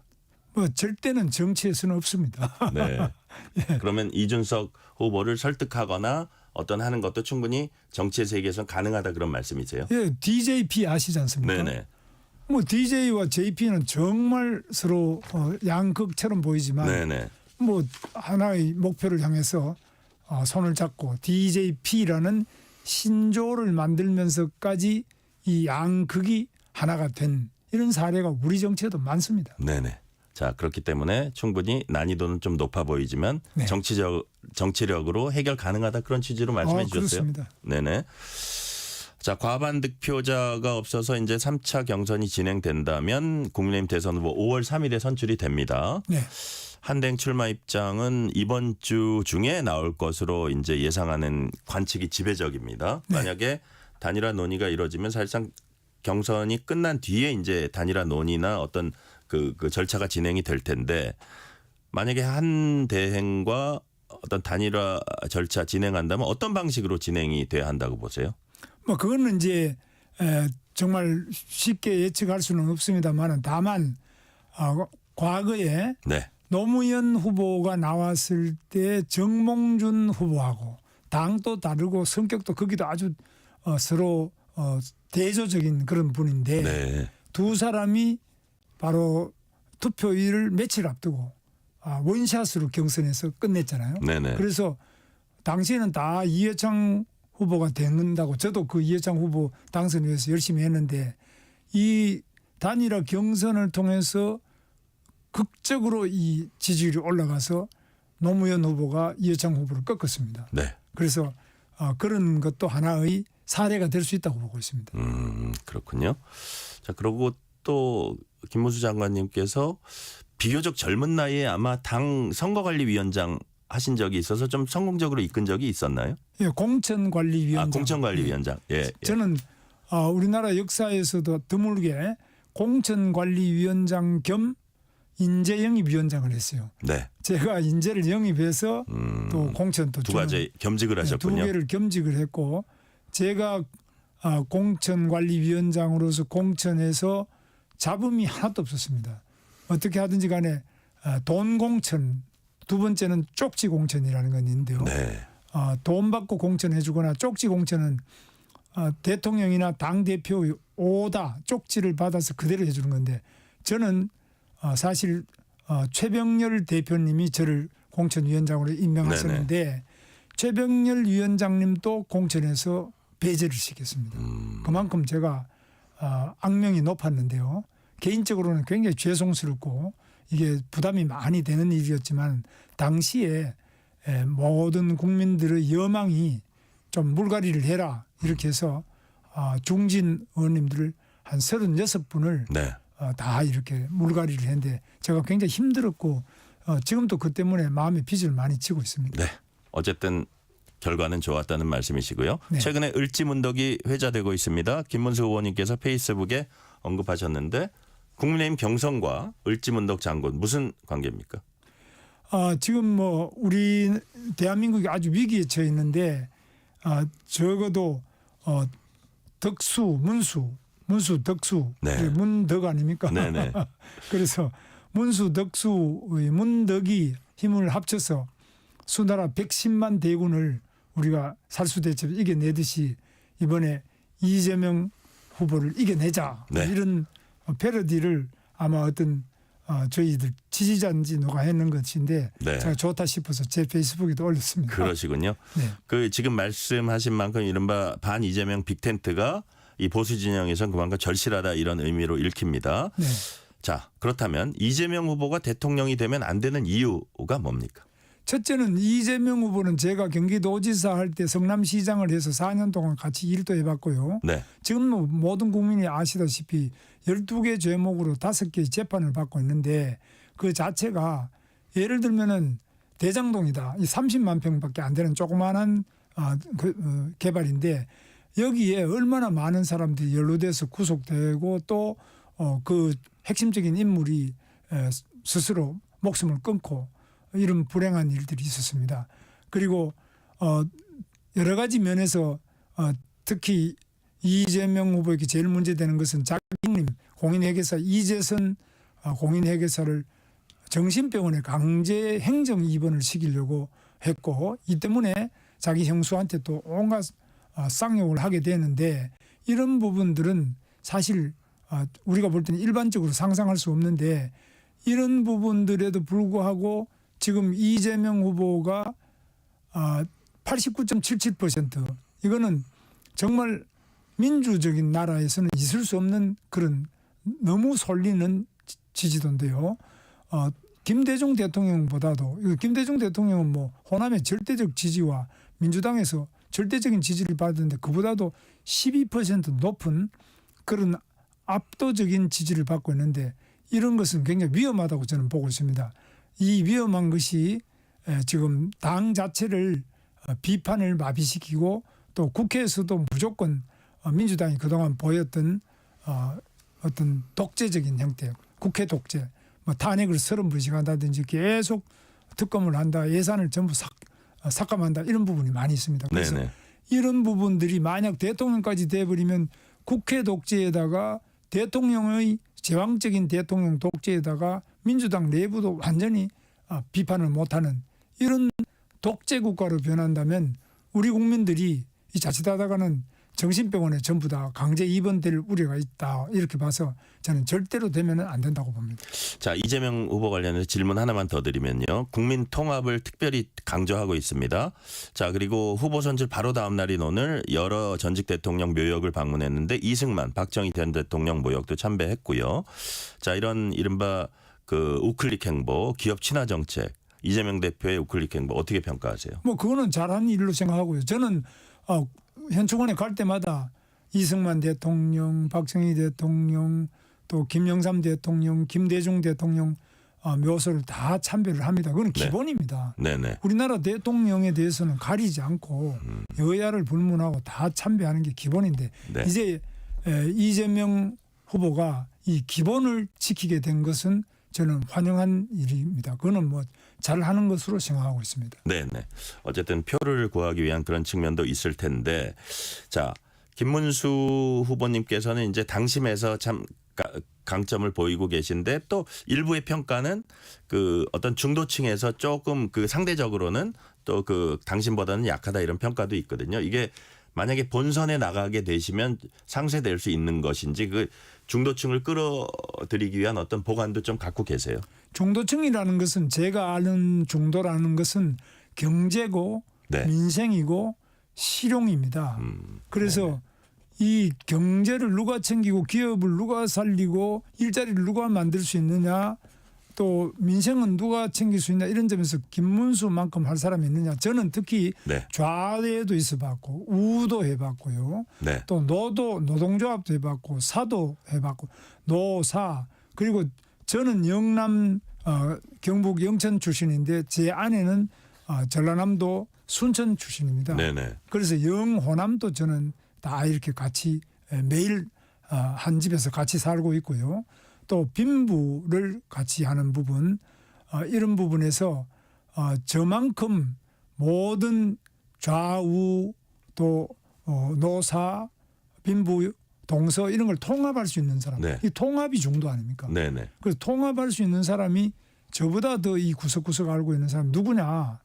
뭐 저는 그런 점에서 중도라면은 김문수에게 투표를 해줄 것으로 기대하고 있습니다. 아, 지금 중도 얘기를 하시다가 경제 민생을 우리 김문수 의원님처럼 챙길 수 있는 사람이 누가 있느냐. 예를 들어서 젊은 시절에 이제 청계천 밑바닥에서 바느질, 미신공 생활 제가 알기로는 7년 하신 걸로 알거든요. 그렇습니다. 그런 것들의 경험이라든지 좌파의 경험, 우파의 경험, 영호남의 개념 이게 어쨌든 국민 통합에 있어서는 어떤 후보들보다도 앞서 있다 이렇게 자신을 하시는 거예요? 그렇습니다. 노조만 하더라도 뭐 제가 이제 기업 살리기를 많이 하는데 기업이 잘 돼야지만 노조도 조합은 또 늘어나고 네. 임금도 더 받지 않느냐. 그래서 저는 노사 민정 사자가 일체다 이렇게 네. 보고 있는데요.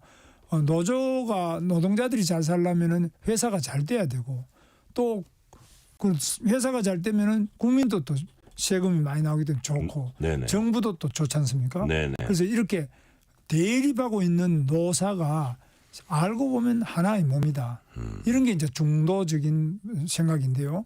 이렇게 모든 부분에서 하나로 통합해내는 것은 저보다 더 경험이 많고 제가 특히 경기도지사를 할 때 뭐 네. 당시에 민주당이 상당히 다수라서 한 3분의 2가 됐습니다.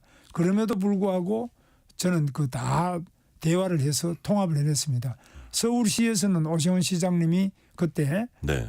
경기도하고 비슷했습니다만은 이 무상급식 문제 때문에 결국은 투표에서 잘 안 되기 때문에 사표를 내고 시장직을 그만뒀습니다만 네. 저는 끝까지 잘해서 어떤 당시에 민주당 도의원이나 민주당 국회의원들이 저에 대해서 경기도지사에 대해서는 왜 반대를 안 했냐.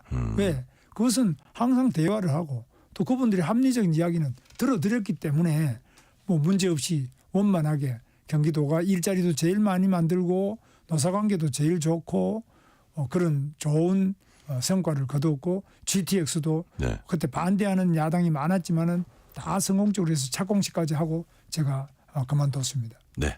자, 통합과 민생 경제에 있어서 누구보다도 앞서갈 수 있다는 취지를 이제 말씀해 주셨는데 그렇다면 경제 민생 공약 좀 이거는 내가 꼭 이루겠다 싶은 거 한 두세 가지만 좀 소개를 해 주세요. 첫째는 이제 기업이 미국에 가지 않고 예를 들면 현대, 기아자동차 이런 게 미국에 31조 들고 가는 게 아니라 네. 한국에 좀 더 투자 많이 할 수 있도록 삼성도 그렇고 또 SK도 한국에 투자를 하고 LG도 한국에 투자할 수 있도록 대한민국에서 해야지만 기업이 돈도 많이 벌고 좋다. 그런 한국에서 기업이 탈출하지 않도록 하는 거. 네. 외국 기업도 소문이 나서 대한민국에 가자. 그래야만 우리가 대한민국이 좋은 인재도 있고 또 돈도 많이 벌고 정부에서도 우리를 우대해 준다.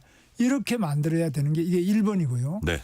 그리고 두 번째로는 청년들에게 일자리를 만들어 드리는 것이 가장 중요하다고 봅니다. 청년이 자기 원하는 일자리가 없기 때문에 결혼도 안 하고 지금 아기도 못 가지고 가정을 이루지 못하고 그냥 쉬었음 청년만 지금 50만이 됩니다. 이 역사상 최고로 많아졌습니다.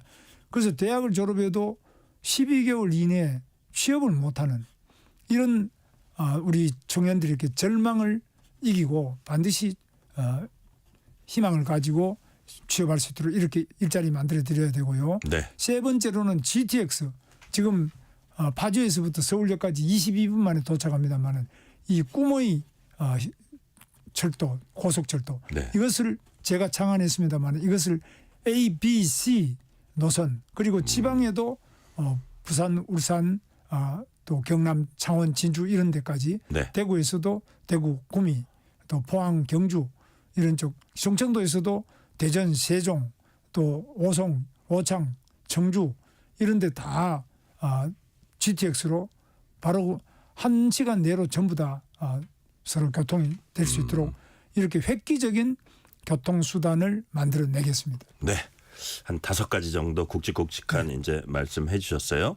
마지막 질문 가기 전에 개헌 얘기 짤막하게 하나 여쭤볼게요. 네. 대통령 비상계엄 그다음에 대통령 탄핵 이런 걸로 국가 권력 구조에 대한 얘기들이 이제 많이 있었고 개헌 얘기가 많이 있습니다. 네. 자, 어차피 누구든지 대통령이 된 다음에 논의해야지 그 전에 하기는 지금 쉽지 않은 상황인데 그 김문수 후보님께서는 개헌에 대해서 어떤 입장이세요? 어떤 식으로 가야 한다고 보십니까? 저는 기본적으로 현행 헌법이 아주 훌륭한 헌법입니다. 그것은 유신 때 1972년 유신부터 1987년 현행 헌법 만들 때까지 15년간 대한민국 민주화 운동의 핵심적인 성과물이 바로 이 현행 직선제 헌법입니다. 네네. 그래서 이 훌륭한 헌법이지만은 대통령이 걸핏하면 탄핵이 돼서 지금 한두 명이 아닙니다. 네. 이렇게 되고 있기 때문에 헌법에 고칠 점도 있다. 이런 부분을 민심을 충분히 수렴하고 여야 간의 협의를 통해서 임기 내에 필요하면은 개헌을 하고 여기에는 임기에 연연하지 않고 반드시 해내겠습니다. 네, 마지막 질문 드리겠습니다. 김문수 후보님이 국민의힘 대선 후보가 돼야 하는 이유 그리고 궁극적으로 대한민국 대통령이 돼야 하는 이유는 무엇입니까? 바로 지금 대한민국 위기에 처해 있기 때문에 그리고 우리 국민들이 너무너무 힘들어하시기 때문에 대한민국 위기를 구하고 국민을 보다 더 행복하게 하고 젊은이들에게 절망이 아니라 희망을 만들어내기 위해서는 이 김문수가 해봤고 또 할 수 있고 또 그리고 반드시 할 것이기 때문에 김문수를 꼭 선택해 주시기를 바랍니다. 오늘은 여기까지 듣겠습니다. 지금까지 국민의힘 김문수 대선 경선 후보였습니다. 말씀 감사합니다. 감사합니다. 편지 왔습니다. 퇴근길 지친 당신에게 힘이 되는 뉴스를 전해드립니다. 매일 저녁 당신과 함께 읽는 세상 이야기 KBS 1라디오 뉴스레터 K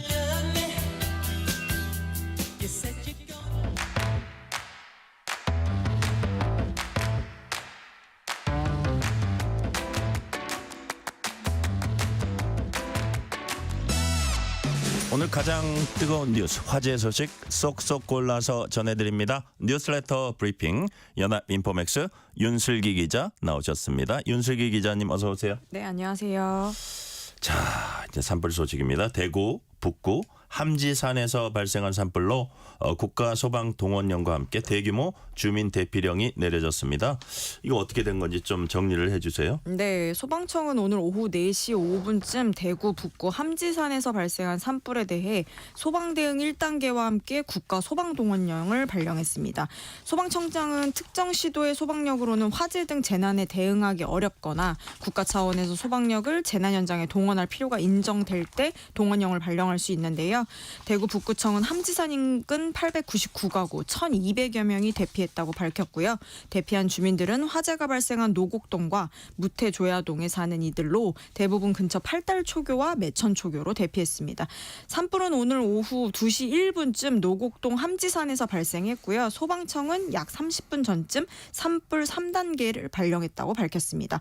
산불 3단계는 예상되는 피해 면적이 100헥타르 이상이며 초속 11m 이상의 강풍 속에 대형 산불로 확산돼 이틀 내 진화하기 어려울 것으로 예상될 때 산림청장이 발령합니다.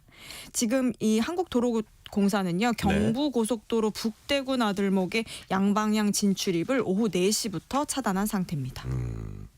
자, 주제 바꿔봅니다. 최근에 네이버 등 플랫폼을 통한 가짜 쇼핑몰 피해가 급증하고 있습니다. 구체적으로 어떤 방식으로 지금 사기가 이루어지고 있어요? 네, 최근 가짜 쇼핑몰들이 네이버 가격 비교 검색 결과에 노출되거나 외부 링크를 통해 소비자를 유인하고 있는 건데요.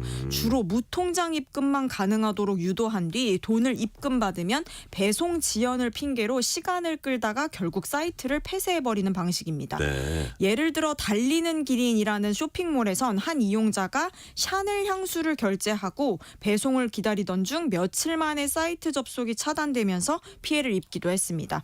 문제는 단순 금전 피해에 그치지 않는다는 점인데요. 회원가입 과정에서 입력한 개인정보가 스팸 문자 수신, 대포폰 개통, 보이스피싱 계좌 개설 등 2차 범죄에 악용될 가능성도 높은 상태입니다. 특히 중국발 스팸 문자를 받거나 가상자산 거래소 계정 생성에 이용됐다는 사례들도 보고되고 있거든요. 네. 한 번 개인정보가 유출되면 회수나 통제가 매우 어렵기 때문에 피해 규모가 예상보다 커질 수 있다는 우려가 나옵니다.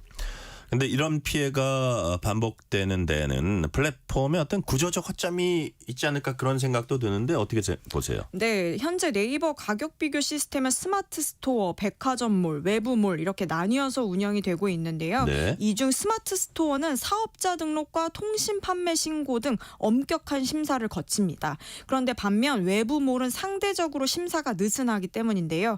외부몰은 일정 기준만 충족하면 등록이 가능하기 때문에 자사몰 이나 다양한 플랫폼몰 형태로 쉽게 입점할 수 있는 구조입니다.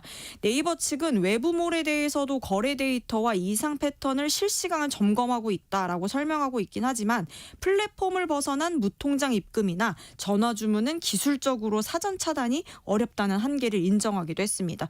이처럼 이제 플랫폼이 소비자 신뢰를 기반으로 운영되면서도 일부 외부몰에 대해서는 관리 책임이 느슨한 이중적 구조가 문제의 핵심이라는 지적이 나옵니다. 한국소비자원 통계에서도 해외 직구 사기성 쇼핑몰 피해가 최근 3년간 8배 이상 급증한 것으로 나타나기도 했습니다. 네. 윤 기자 말씀대로 플랫폼 책임론이 이렇게 커지고 있습니다. 그럼 플랫폼은 어떤 대책을 검토하고 있습니까? 네, 가짜 쇼핑몰 피해가 이렇게 늘어나면서 플랫폼 입점 관리 책임을 강화해야 한다는 목소리 역시 높아지고 있습니다. 과거에도 네이버, 쿠팡, 11번가 등 주요 플랫폼이 판매자 신원 확인을 소홀히 해서 과태료 처분을 받은 적이 있거든요. 네. 이번에도 플랫폼이 피해 신고 접수 시 즉시 노출 해제나 모니터링 강화 조치만을 내세우고 있는데 피해를 입은 소비자들은 사후 조치만으로는 충분하지 않다고 반발하고 있는 상황입니다. 네이버 측은 무통장 입금만 요구하거나 가격이 비정상적으로 낮은 외부몰은 반드시 의심해야 한다면서 소비자 주의를 당부한 상태입니다. 하지만 전문가들은 플랫폼이 보다 적극적으로 입점 심사와 판매자 검증을 강화해야 한다고 지적하고 있습니다. 플랫폼 신뢰가 무너질 경우 전체 이커머스 시장에도 악영향을 미칠 수 있다는 우려가 커지고 있는 상황입니다. 네. 자, 주제를 또 바꿔볼게요. 5월 1일부터 시작되는 황금 연휴를 어떻게 보낼 계획입니까? 라고 설문조사에서 물었습니다. 어떤 답변이 나왔습니까? 네, 롯데멤버스 리서치 플랫폼이 발표한 설문조사인 건데요. 네. 응답자의 44.5%가 5월 1일부터 6일까지 모두 쉰다라고 답했습니다. 하루 혹은 이틀 출근한다는 답변도 41.2%로 나타나 사실상 절반 가까운 이들이 자체 황금 연휴를 계획하고 있는 것으로 보입니다. 연휴 동안 무엇을 할 계획이냐는 질문에는 집에서 휴식을 한다는 응답이 36.1%로 가장 많았거든요. 근교 나들이가 21.7%, 국내 여행은 13.4%, 친구나 지인 만남이 7.8% 순이었습니다. 해외여행을 간다는 응답이 4%에 불과해 대부분 국내에 머물 것으로 예상됩니다. 전반적으로 긴 연휴가 주어지긴 했지만 휴식을 선택한 이들이 많은 것으로 해석됩니다. 그러니까요. 뭐 여행을 가면 신나긴 하지만 뭐 비용도 그렇고 사실은 휴식 측면에서 보면 집에서 뒹굴뒹굴하는 게 휴식은 되는 것 같다는 생각은 들고요.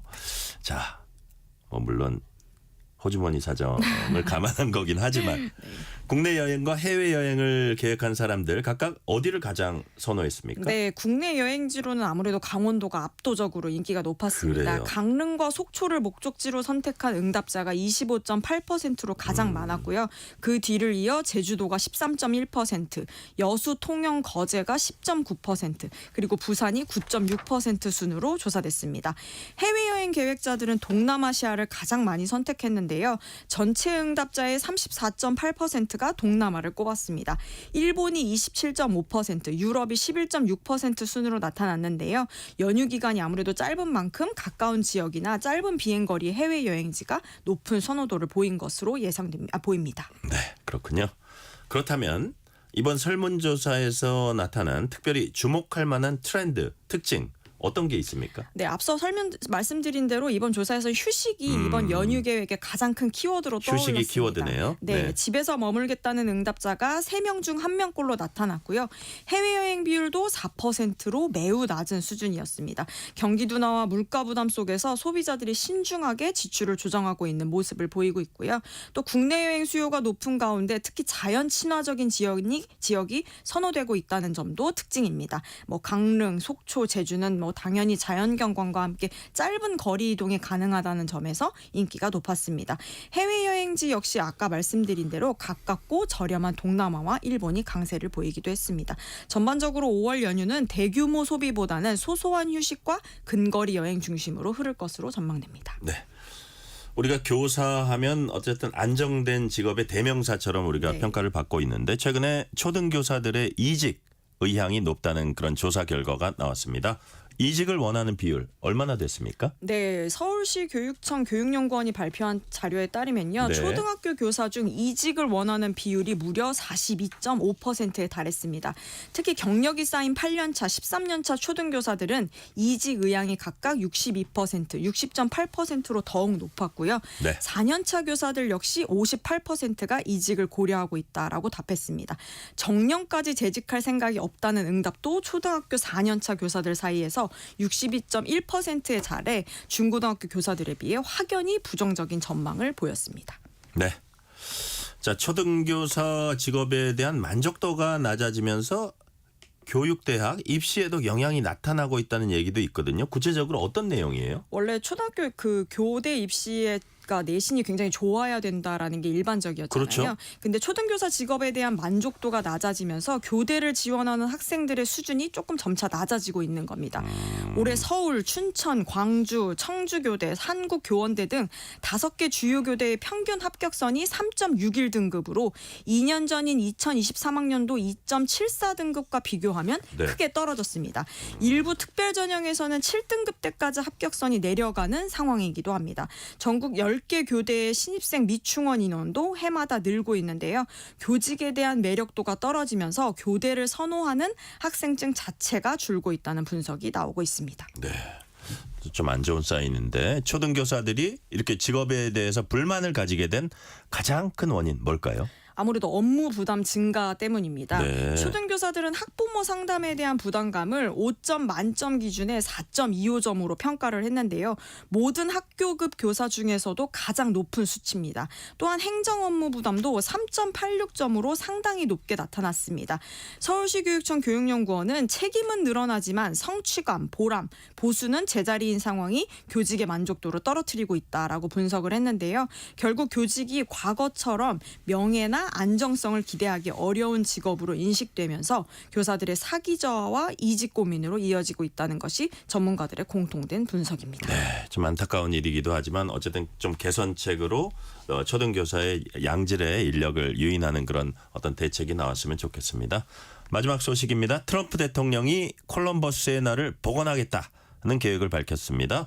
콜럼버스의 날 복원, 그 이유가 뭔가요? 네, 트럼프 대통령은 현지 시간인 27일 자신의 소셜미디어들을 통해 민주당은 콜럼버스의 명성을 훼손하려 했다며 비판하고 콜럼버스의 날을 과거처럼 10월 둘째 주 월요일 기존 규칙과 장소에 맞춰 완전히 복원하겠다라고 밝혔습니다. 콜럼버스의 날은 1932년 미국의 연방 공휴일로 지정됐지만 최근에는 원주민의 아픔을 기리기 위해 일부 주에서는 원주민의 날로 대체되고 있는 상황입니다. 그렇군요. 민주당이 원주민의 날을 뭐 추진하거나 시행하거나 이러니까 이게 정복자 백인이냐 아니면 본토 그 원주민이냐 이거의 구도군요. 그렇다면 콜럼버스 날 둘러싸고 논란이 벌어지는 배경도 바로 그런 거겠네요. 네, 말씀하신 대로 콜럼버스는 실제로 미국 본토에는 발을 디디지 않았지만 19세기 후반 이탈리아계 이민자들의 표를 의식해 정치권이 기념일로 확대했습니다.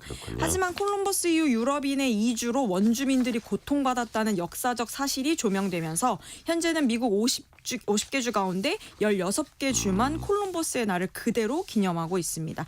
다른 주들은 같은 날을 원주민의 날로 바꿔 기념하고 있는데요. 네. 조 바이든 전 대통령도 2021년 현직 대통령은 처음으로 원주민의 날을 공식 선포한 바 있습니다. 그렇군요. 자, 마지막 질문 드릴게요. 트럼프 대통령의 이번 조치가 그렇다면 미국 사회에서 어떤 의미를 가진다고 보세요? 네, 트럼프 대통령은 이번 조치를 통해 전통과 보수적 가치를 복원하겠다라는 의지를 강조하고 있는데요. 네. 민주당 진영이 추진해온 사회 정의운동의 흐름을 강하게 반대하며 문화 전쟁 이슈에서 자신만의 색깔을 더욱 분명하게 드러낸 것으로 해석됩니다. 2024년 대선을 앞두고 전통적 보수층과 이탈리아계 미국인 유권자들을 다시 한번 결집시키려는 전략으로도 읽히고 있는 상황입니다. 네, 여기까지 듣겠습니다. 지금까지 연합인포맥스 윤슬기 기자였습니다. 말씀 감사합니다. 감사합니다.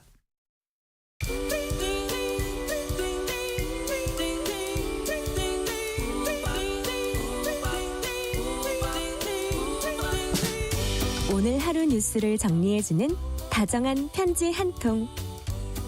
KBS 일라디오 뉴스레터 K.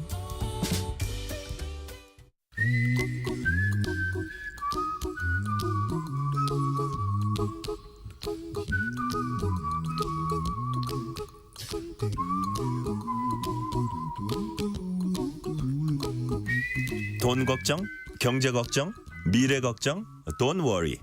전문가와 함께 모든 경제 걱정 해소해드리는 시간입니다. 오늘도 권혁중 경제평론가 나오셨습니다. 권혁중 평론가님 어서 오세요. 네, 안녕하십니까. 자, 대선이 다가오면서 정치 테마주의 계절도 돌아왔습니다. 네. 후보들의 말 한마디에 오르락 내리락하는 정치 테마주 오늘 알아봅니다. 평론가님 우선 정치 테마주가 뭡니까? 그러니까 정치와 관련돼서 아니면 정치 이슈와 관련돼서 이제 주가가 움직이는 종목들 이런 것들을 우리가 테마로 묶어서 정치 테마주다 이렇게 표현하는데요. 특징이 있습니다. 첫 번째로 정치 이벤트가 있을 때만 주목받아요. 그러니까 별로 이렇게 평상시엔 주목이 없다가 정치 이벤트가 있을 때 특히 지금처럼 대선이나 이런 총선이 있을 때죠.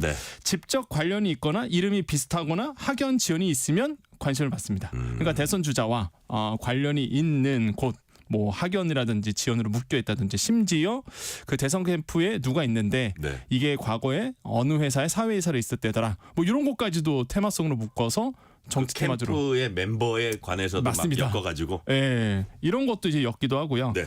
그다음에 또 거품이죠. 그러니까 대선을 준비하면서 거품을 꼈다가 대선이 가까워질수록 주가가 폭락하는. 그래서 보통 우리가 정치 테마주를 대박 아니면 쪽박 이렇게 표현을 씁니다. 예, 그래서 정말로 대박이면 정말 대박인데 대부분이 사실 매도 타임을 못 잡으셔서 쪽박 차시는 분들이 굉장히 많은데요. 어쨌든 간에 이런 표현을 쓰기도 하고요. 실적과 전혀 상관이 없습니다. 그냥 테마성으로 엮였기 때문에 그냥 수급이 막 들어와요. 그래서 이런 것들, 근데 변동성이 매우 크죠. 이런 것들이 이제 특징을 좀 가지고 있습니다. 네. 실적과 관련 없다. 여기에 좀 저 투자자들이 주목해야 될 것 같고요. 네. 자, 그렇다면 요즘 눈에 띄는 네. 정치 테마주 구체적인 명칭은 언급 안 하더라도 네, 네. 어떤 것들인지 몇 가지 사례를 좀 말씀해 주세요. 이게 4월 들어와서 주가 상승률 10위권을 봤더니 이게 네. 7개가 정치 테마주입니다. 진짜요? 예, 그 정도예요? 그 정도로고요. 금방 우리 방송에 오셨던 네. 김문수 후보와 관련된 네네. 또 정치 테마주도 있어요. 진짜요? 예, 여기는 예. 그러니까 고향에 갔다는 이름만으로 예, 경북 영천이신데 예. 고향이 같다는 이름만으로 그 한마디로 그 회사가 그쪽에 있거든요. 예, 예. 그러니까 그것 때문에 그냥 아무 연관이 없는데 아마 김문수 후보는 그 기업 이름도 모를 수도 있어요. 맞아요. 예. 그래서 사실상 엮여갖고 그냥 막 뛰기도 합니다. 이런 데도 있고요. 그 이재명 대선 경선 후보도 마찬가지입니다. 어떤 회사가 있는데 여기에 그 전 사회이사가 이제는 그 지금 현재 전에 있었던 대선 때 있었던 이재명 대선 후보의 그 캠프에 있었다는 이유만으로 네. 이 회사가 지금도 막 테마로 묶여갖고 심지어 제가 이걸 봤어요. 얼마나 올랐는지. 많이 올랐어요? 1300% 올랐습니다. 4월만 들어와갖고. 이게 3,000원짜리가 한 달 사이에? 예, 3,000원이었거든요. 이게 예. 이 테마로 묶기 전에는. 네. 근데 갑자기 이게 장중 58,000원까지 올랐었어요. 그러니까 뭐 엄청 올란 거예요. 그다가 지금 완전 폭락했습니다. 한 2만 원 선 이렇게 단기간에 예. 여기 너무 올랐다 이거고 여기서 유상증자를 발표해갖고 아무튼간에 뭐 여러 가지 이유 때문에 또 폭락을 했어요. 그래서 이게 변동성이 이렇게 큽니다. 그러니까 정치 테마주를 개인 투자자들이 보시는데 네. 저는 이런 거에 좀 이렇게 안 끌려가셨으면 좋겠다는 생각이 있지만 그래도 사람이 참 욕심이 많다 보니 이런 정치 테마주에 끌려가시는 게 아닌가 해서 학연, 지연, 혈연 이런 뭐 얕은 인연에 기반해서 이렇게 왔다 갔다 하고 있다. 다시 한번 말씀드리면 네. 실적과 상관이 없습니다. 그러니까 언제든지 떨어질 수 있다. 이렇게 보시면 되겠습니다. 그러니까요. 언제든지 떨어질 수 네. 있고 실적과 관련 없다. 이게 이제 핵심인데 네. 그렇다면 이런 정치 테마주는 어떻게 만들어지는지 궁금합니다. 누가 네. 고의적으로 이렇게 만드는 거예요? 이런 뭐 이게 이렇다더라는 네. 입소문을 퍼뜨리는 겁니까? 어떻게 되는 겁니까? 두 가지 경우입니다. 이게 자연스럽게 만들어진 경우가 있고요. 네. 하나는 고의적으로 만든 세력이 있어요. 일단 자연적으로 만들어지는 거는 일단은 많은 분들이 이런 얘기를 합니다. 정치인과 기업의 연결고리를 찾아요. 시장은 항상. 네. 그래서 이제 테마로 묶기 위해서 그래서 고향, 같은 학교, 친인척 관계 이러면서 이제 얘기가 돌고 이게 이야기가 돌기 시작합니다. 주식시장에. 그럼 기대 심리가 붙거든요. 네. 그럼 조금 가격이 오릅니다. 그러면 이게 언론 보도가 돼요. 그러면 이제 보도가 되자마자 개인 투자자분들이 또 이렇게 따라서 추격 매수를 하시는 분들이 있거든요. 그래서 또 주가가 이제 급등을 하죠. 그러면서 자연스럽게 테마가 형성되는 경우가 있는 반면 네. 이제 고의적으로 만든 세력도 있습니다. 그러니까 이런 거예요. 특징이 일부 자금을 가지고 초기 매집을 합니다. 그러니까 일부러 살아서 들어가죠. 그런 다음에 이제 소문을 흘려요. 이렇게 연결돼 있대더라. 테마로 입금되더라. 그러면서 루머가 이제 유포가 되고 이제 또 급등을 하잖아요. 예. 그러면 이제 여기서 이제 딱 매도해서 나옵니다. 그러니까 작전이라고 보통 표현하죠. 우리가. 그래서 이런 작전 세력이 일부러 소문 퍼뜨리고 절정에 다다랐을 때 딱 매도하고 나오고 그러면 남아있는 개인 투자자분들은 완전히 그냥 폭락장에서 우시는 거죠. 그래서 굉장히 위험해요, 사실상. 이게 작전 세력들이 움직이다 거의 보니까. 뭐 작전주하고 겹치는 경우가 많겠네요. 네, 그래서 고의적으로 만드는 것도 있다 보니까 절대 이게 매도 타임을 못 잡습니다. 언제 빠질지 모르거든요. 일단 대선 다가오면 다가와서 빠지긴 하는데 대선 네. 끝난 다음에 확 빠져요. 예, 빠지는데 그 전에 빠지거든요, 또. 그러니까 이게 매도 타임을 못 잡다 보니까 이거 정치 테마주를 또 하시는 분들도 있어요. 개인 투자분들에서 저는 매우 위험하다라고 좀 말씀드리고 혹시나 그 지금 배우자분들께서 네. 방송 듣고 계시는 우리 청취자분들 중에서 배우자분께서 갑자기 주식 투자를 안 하시는 분이 나 요즘에 주식 투자에 그러면 한 번쯤 의심을 한번 해보셔야 됩니다. 저거 정치 테마주 아니야? 네, 워낙 많이 올랐대 이런 직장인들 사이에서 돌거든요. 야 네. 저거 투자해, 이거 투자해. 그러면 관심 안 갔던 분들도 이게 뭐 성공 사례가 사례가 나오다 보면 또 투자하시는 분도 있어서 네. 한번 은근슬쩍 한번 물어보세요. 자, 지난 미국 대선에서도 각 후보들 성향 정책에 따라서 뭐 주식이 요동쳤던 걸로 알려졌습니다. 네. 뭐 예를 들어서 트럼프 에너지가 어떻고 뭐 환경 정책이 뭐 어떻게 좀 완화되니까 네. 뭐 그쪽이 어떻고 뭐 이런 얘기들이 있었잖아요. 네. 그렇다면 정치 테마주는 그 주식 시장이 있는 주요국들에 다 있는 건지 아니면 네. 유독 우리나라가 그런 건지 어때요? 이게 정책 테마는 사실상 이해가 돼요. 어떤 정책에 따라서 뭐 지금처럼 뭐 추경이라든지 우리나라를 본다 그러면 네. 이런 것들을 관련돼서 뭔가 움직인다는 거는 뭐 수혜를 입을 수 있으니까 정책적 수혜를 입을 수 있으니까 움직이는 건 좀 이해가 되는데 정치 테마는 아까 말씀드렸잖아요. 아무 이유가 없습니다. 그냥 따라 오르는 거거든요. 근데 유독 우리나라가 심합니다. 그런 이유가 그래요? 일단 우리나라는 개인 투자자 분들이 많으세요. 지금 한 1,400명 100만 정도가 되는데 1,000만 명 정도가 넘어가니까 그래서 굉장히 개인 투자자분들이 많다 보니 네. 이런 수급 쏠림이 되게 심한 거죠. 어디가 이렇게 오른다더라 뭐 정치 테마로 묶였다더라 그럼 일단은 수익을 내기 위해서 또 우르르 달려가시는 분들이 생각보다 많습니다. 안 그러실 것 같은데 네. 주식시장에 있다 보면은 정말로 많은 분들이 또 들어오세요. 또 정치 테마에 관심이 있어서. 그래서 네. 개인 투자자들이 많다는 특징으로 해서 우리나라는 좀 유독 정치 테마에 대한 이슈가 좀 더 강하게 나온다라고 말씀드립니다. 단시간에 좀 많은 이득을 얻기 위해서 그런 네. 성향이 있는 것 같은데 네네. 이것과 관련해서 투자 문화도 좀 바뀌어야 한다 이런 얘기도 있어요. 그렇죠. 이게 아까 말씀드린 것처럼 네. 개인 투자자분들이 1,400만 명이 넘어간다 그랬잖아요. 그러면 이 개인 투자자분들이 수익이 난다라는 쪽에 또 우르르 가시는 분들이 있어요. 그렇죠. 그러다 보니까 이런 문제가 있고 또 하나가 우리나라의 코스피 코스닥 그러니까 국내 장이 여기는 장기 투자하면 안 돼라는 실망감이 굉장히 있습니다. 네. 이런 것도 기업들도 문제가 있어요. 뭐 기업들 같은 경우는 툭하면 유상증자한다 그러고 뭐 매각한다 그러고 분할한다 그러고 이런다 보니까 사실상 물적 분할한다 그러면 또 주식 팍 내려가거든요. 그래서 네.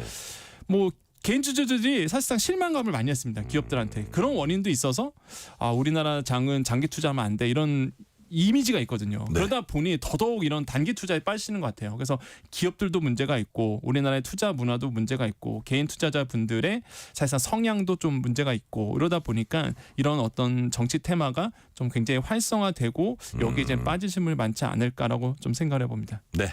근데 이런 와중에 금융감독원이 정치 테마주 불공정 거래에 대한 특별 단속을 하기로 했습니다. 어떤 부분을 주로 이렇게 점검을 하는 건가요? 일단 불공정 거래죠. 말 그대로 누군가가 사실상 허위를 이제 유포를 해서 소문을 유포해서 허위 사실인 거죠. 그래서 네. 이런 것들에 대해서 이제는 주가를 끌어올리게 되고 그 다음에 이제는 매도해서 나가는 이런 어떤 불공정 거래에 대해서 이제는 강력하게 대처를 하겠다. 항상 대선 시즌 때마다 이제 금융감독원이 조사를 하고 있습니다. 네. 근데 중요한 게 단순히 뭐 주가가 크게 올랐다고 그래서 이거를 조사하진 않습니다. 하지만 시장에서 봤을 때 단기적으로 많이 올랐던 것들 중심으로 해서 특히 제보가 들어오면 무조건 조사를 합니다. 그래서 많은 분들이 이건 좀 이상하다라고 그러면 일단 시세 조정이 들어간다 그러면 적극적인 제보가 좀 필요하다라고 좀 생각을 해보겠고 근데 다시 한번 말씀드리지만 이게 개인 투자자분들이 들어가는 이유가 네. 사실 이게 수익을 보긴 보거든요. 예, 개인 투자자분들이 그러니까 초반에 들어가신 분들. 그러다가 잘 매도해서 나오신 분들. 그러다 네. 보니까 성공 사례가 만들어지고 누구는 얼마 벌었대더라. 그러니까 따라 들어가시는 거거든요. 따라 들어가시면 실패입니다. 일단. 예. 그렇기 때문에 이런 것들은 주의하셔야 되겠고 특히 아까 말씀드렸던 작전 세력이 이런 시세 조정 때문에 들어가거든요. 그래서 이거를 잡아내려고 금융감독원이 지켜보고 있는 거 모니터링 강화하고 있고 해서 이런 불공정 거래에 휩쓸리지 않았으면 피해자가 되지 않았으면 하는 생각이 있고요. 특히 네. 만약에 제보를 하고 싶다. 내가 뭔가 들었어요. 네. 내가 뭔가 봤어. 그러면은 1332번입니다. 그래서 이쪽으로 전화를 해주시면은 제보가 들어갈 수 있으니까 꼭 관심 있게 봐주시기를 말씀드리겠습니다. 133이라는 게 정치 테마주 뭐 작전 세력 시세 조정 관련해서 불공정 거래에 관한 네네. 그 제보 전화 네. 1332 정치 테마주 관련해서도 제보하실 분들은 1332 기억하시면 좋겠습니다. 단속에 만약에 걸렸다 그러면 네. 어떤 처벌을 받게 됩니까? 일단은 처벌 자체가 굉장히 강력합니다. 일단 당연히 형사처벌은 뭐 당연하고요. 네. 무엇보다 이런 사례가 있었어요. 그러니까 사례를 좀 말씀드리면 17년도였습니다. 2017년도에 그 19대 대선이었죠. 그때 어떻게 작전 세력이 움직였냐 그러면 일단 혈연 지원이라고 말씀드렸잖아요. 일부러 그 회사가 그 캠프에 있었던 사람을 임원으로 일단 모시게 됩니다. 네. 일부러. 그런 다음에 소문을 딱 흘리는 거죠.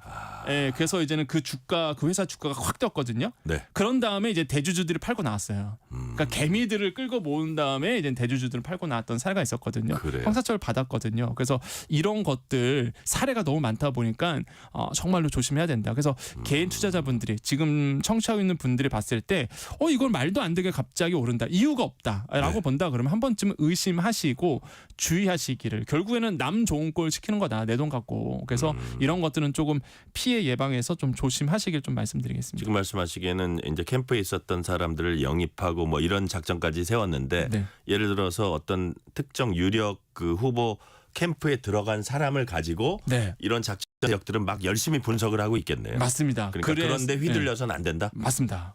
그래서 캠프에서 대선 후보들이 정말 주의해야 될 게 캠프 인력 관리 잘하셔야 된다라고 좀 말씀드립니다. 네. 자, 마지막 질문 드릴게요. 네. 대선까지 한 달 조금 더 남았습니다. 최근 눈여겨볼 만한 증시 흐름 어떤 게 있는지 좀 짚어주세요. 지금 일단 관망세예요. 지금 관세도 그렇고요. 그래요? 우리나라의 정치적 이슈도 그렇고요. 그래서 많은 투자자분들이 일단 국내 장은요. 관망세로 돌아섰습니다. 그래도 확 오른 것도 없고요. 확 떨어지는 건 없는데 그중에서 눈에 띄는 게 지금 조선업과 방산 쪽은 확실히 이제는 좋은 수혜 흐름을 지금 타고 있거든요. 아, 그래요? 예, 그래서 이것들은 이제 정책과 관련이 있다 보니까 특히 관세와 관련이 있다 보니까 그래서 이제 많은 분들이 이런 쪽에서 이제 관심을 갖고 계시고 이제 반도체 쪽은 우려스러운 부분이 굉장히 많습니다. 관세 이슈가 아직 끝나지 않다 보니까 네. 이제 반도체가 좀 눌려 있는 현상도 보여지고요. 그래서 이런 점들. 그래서 결론은 뭐냐면 업종별 차별화가 이루어지고 있으니 잘 분석을 해서 나만의 투자 전략으로 남의 말 듣지 마시고요. 네. 그냥 본인의 공부를 하셔서 투자하시기를 권유드리겠습니다. 자, 업종별 차별화 유심히 봐서 나만의 투자 전략으로 남의 말에 너무 휘둘리지 말고 접근을 하시라는 말씀까지 오늘 듣겠습니다. 지금까지 권혁중 경제평론가였습니다. 말씀 감사합니다. 네, 감사합니다. 오늘 뉴스레터 K는 여기까지입니다. 커피 쿠폰 당첨자 명단은 뉴스레터 K 홈페이지 확인해 주시고요. 끝곡으로는 엘튼 존의 Goodbye Yellow Brick Road 들으시겠습니다. 오늘도 함께해 주신 청취자 여러분 진심으로 감사드립니다. 지금까지 뉴스레터 K 전종철입니다.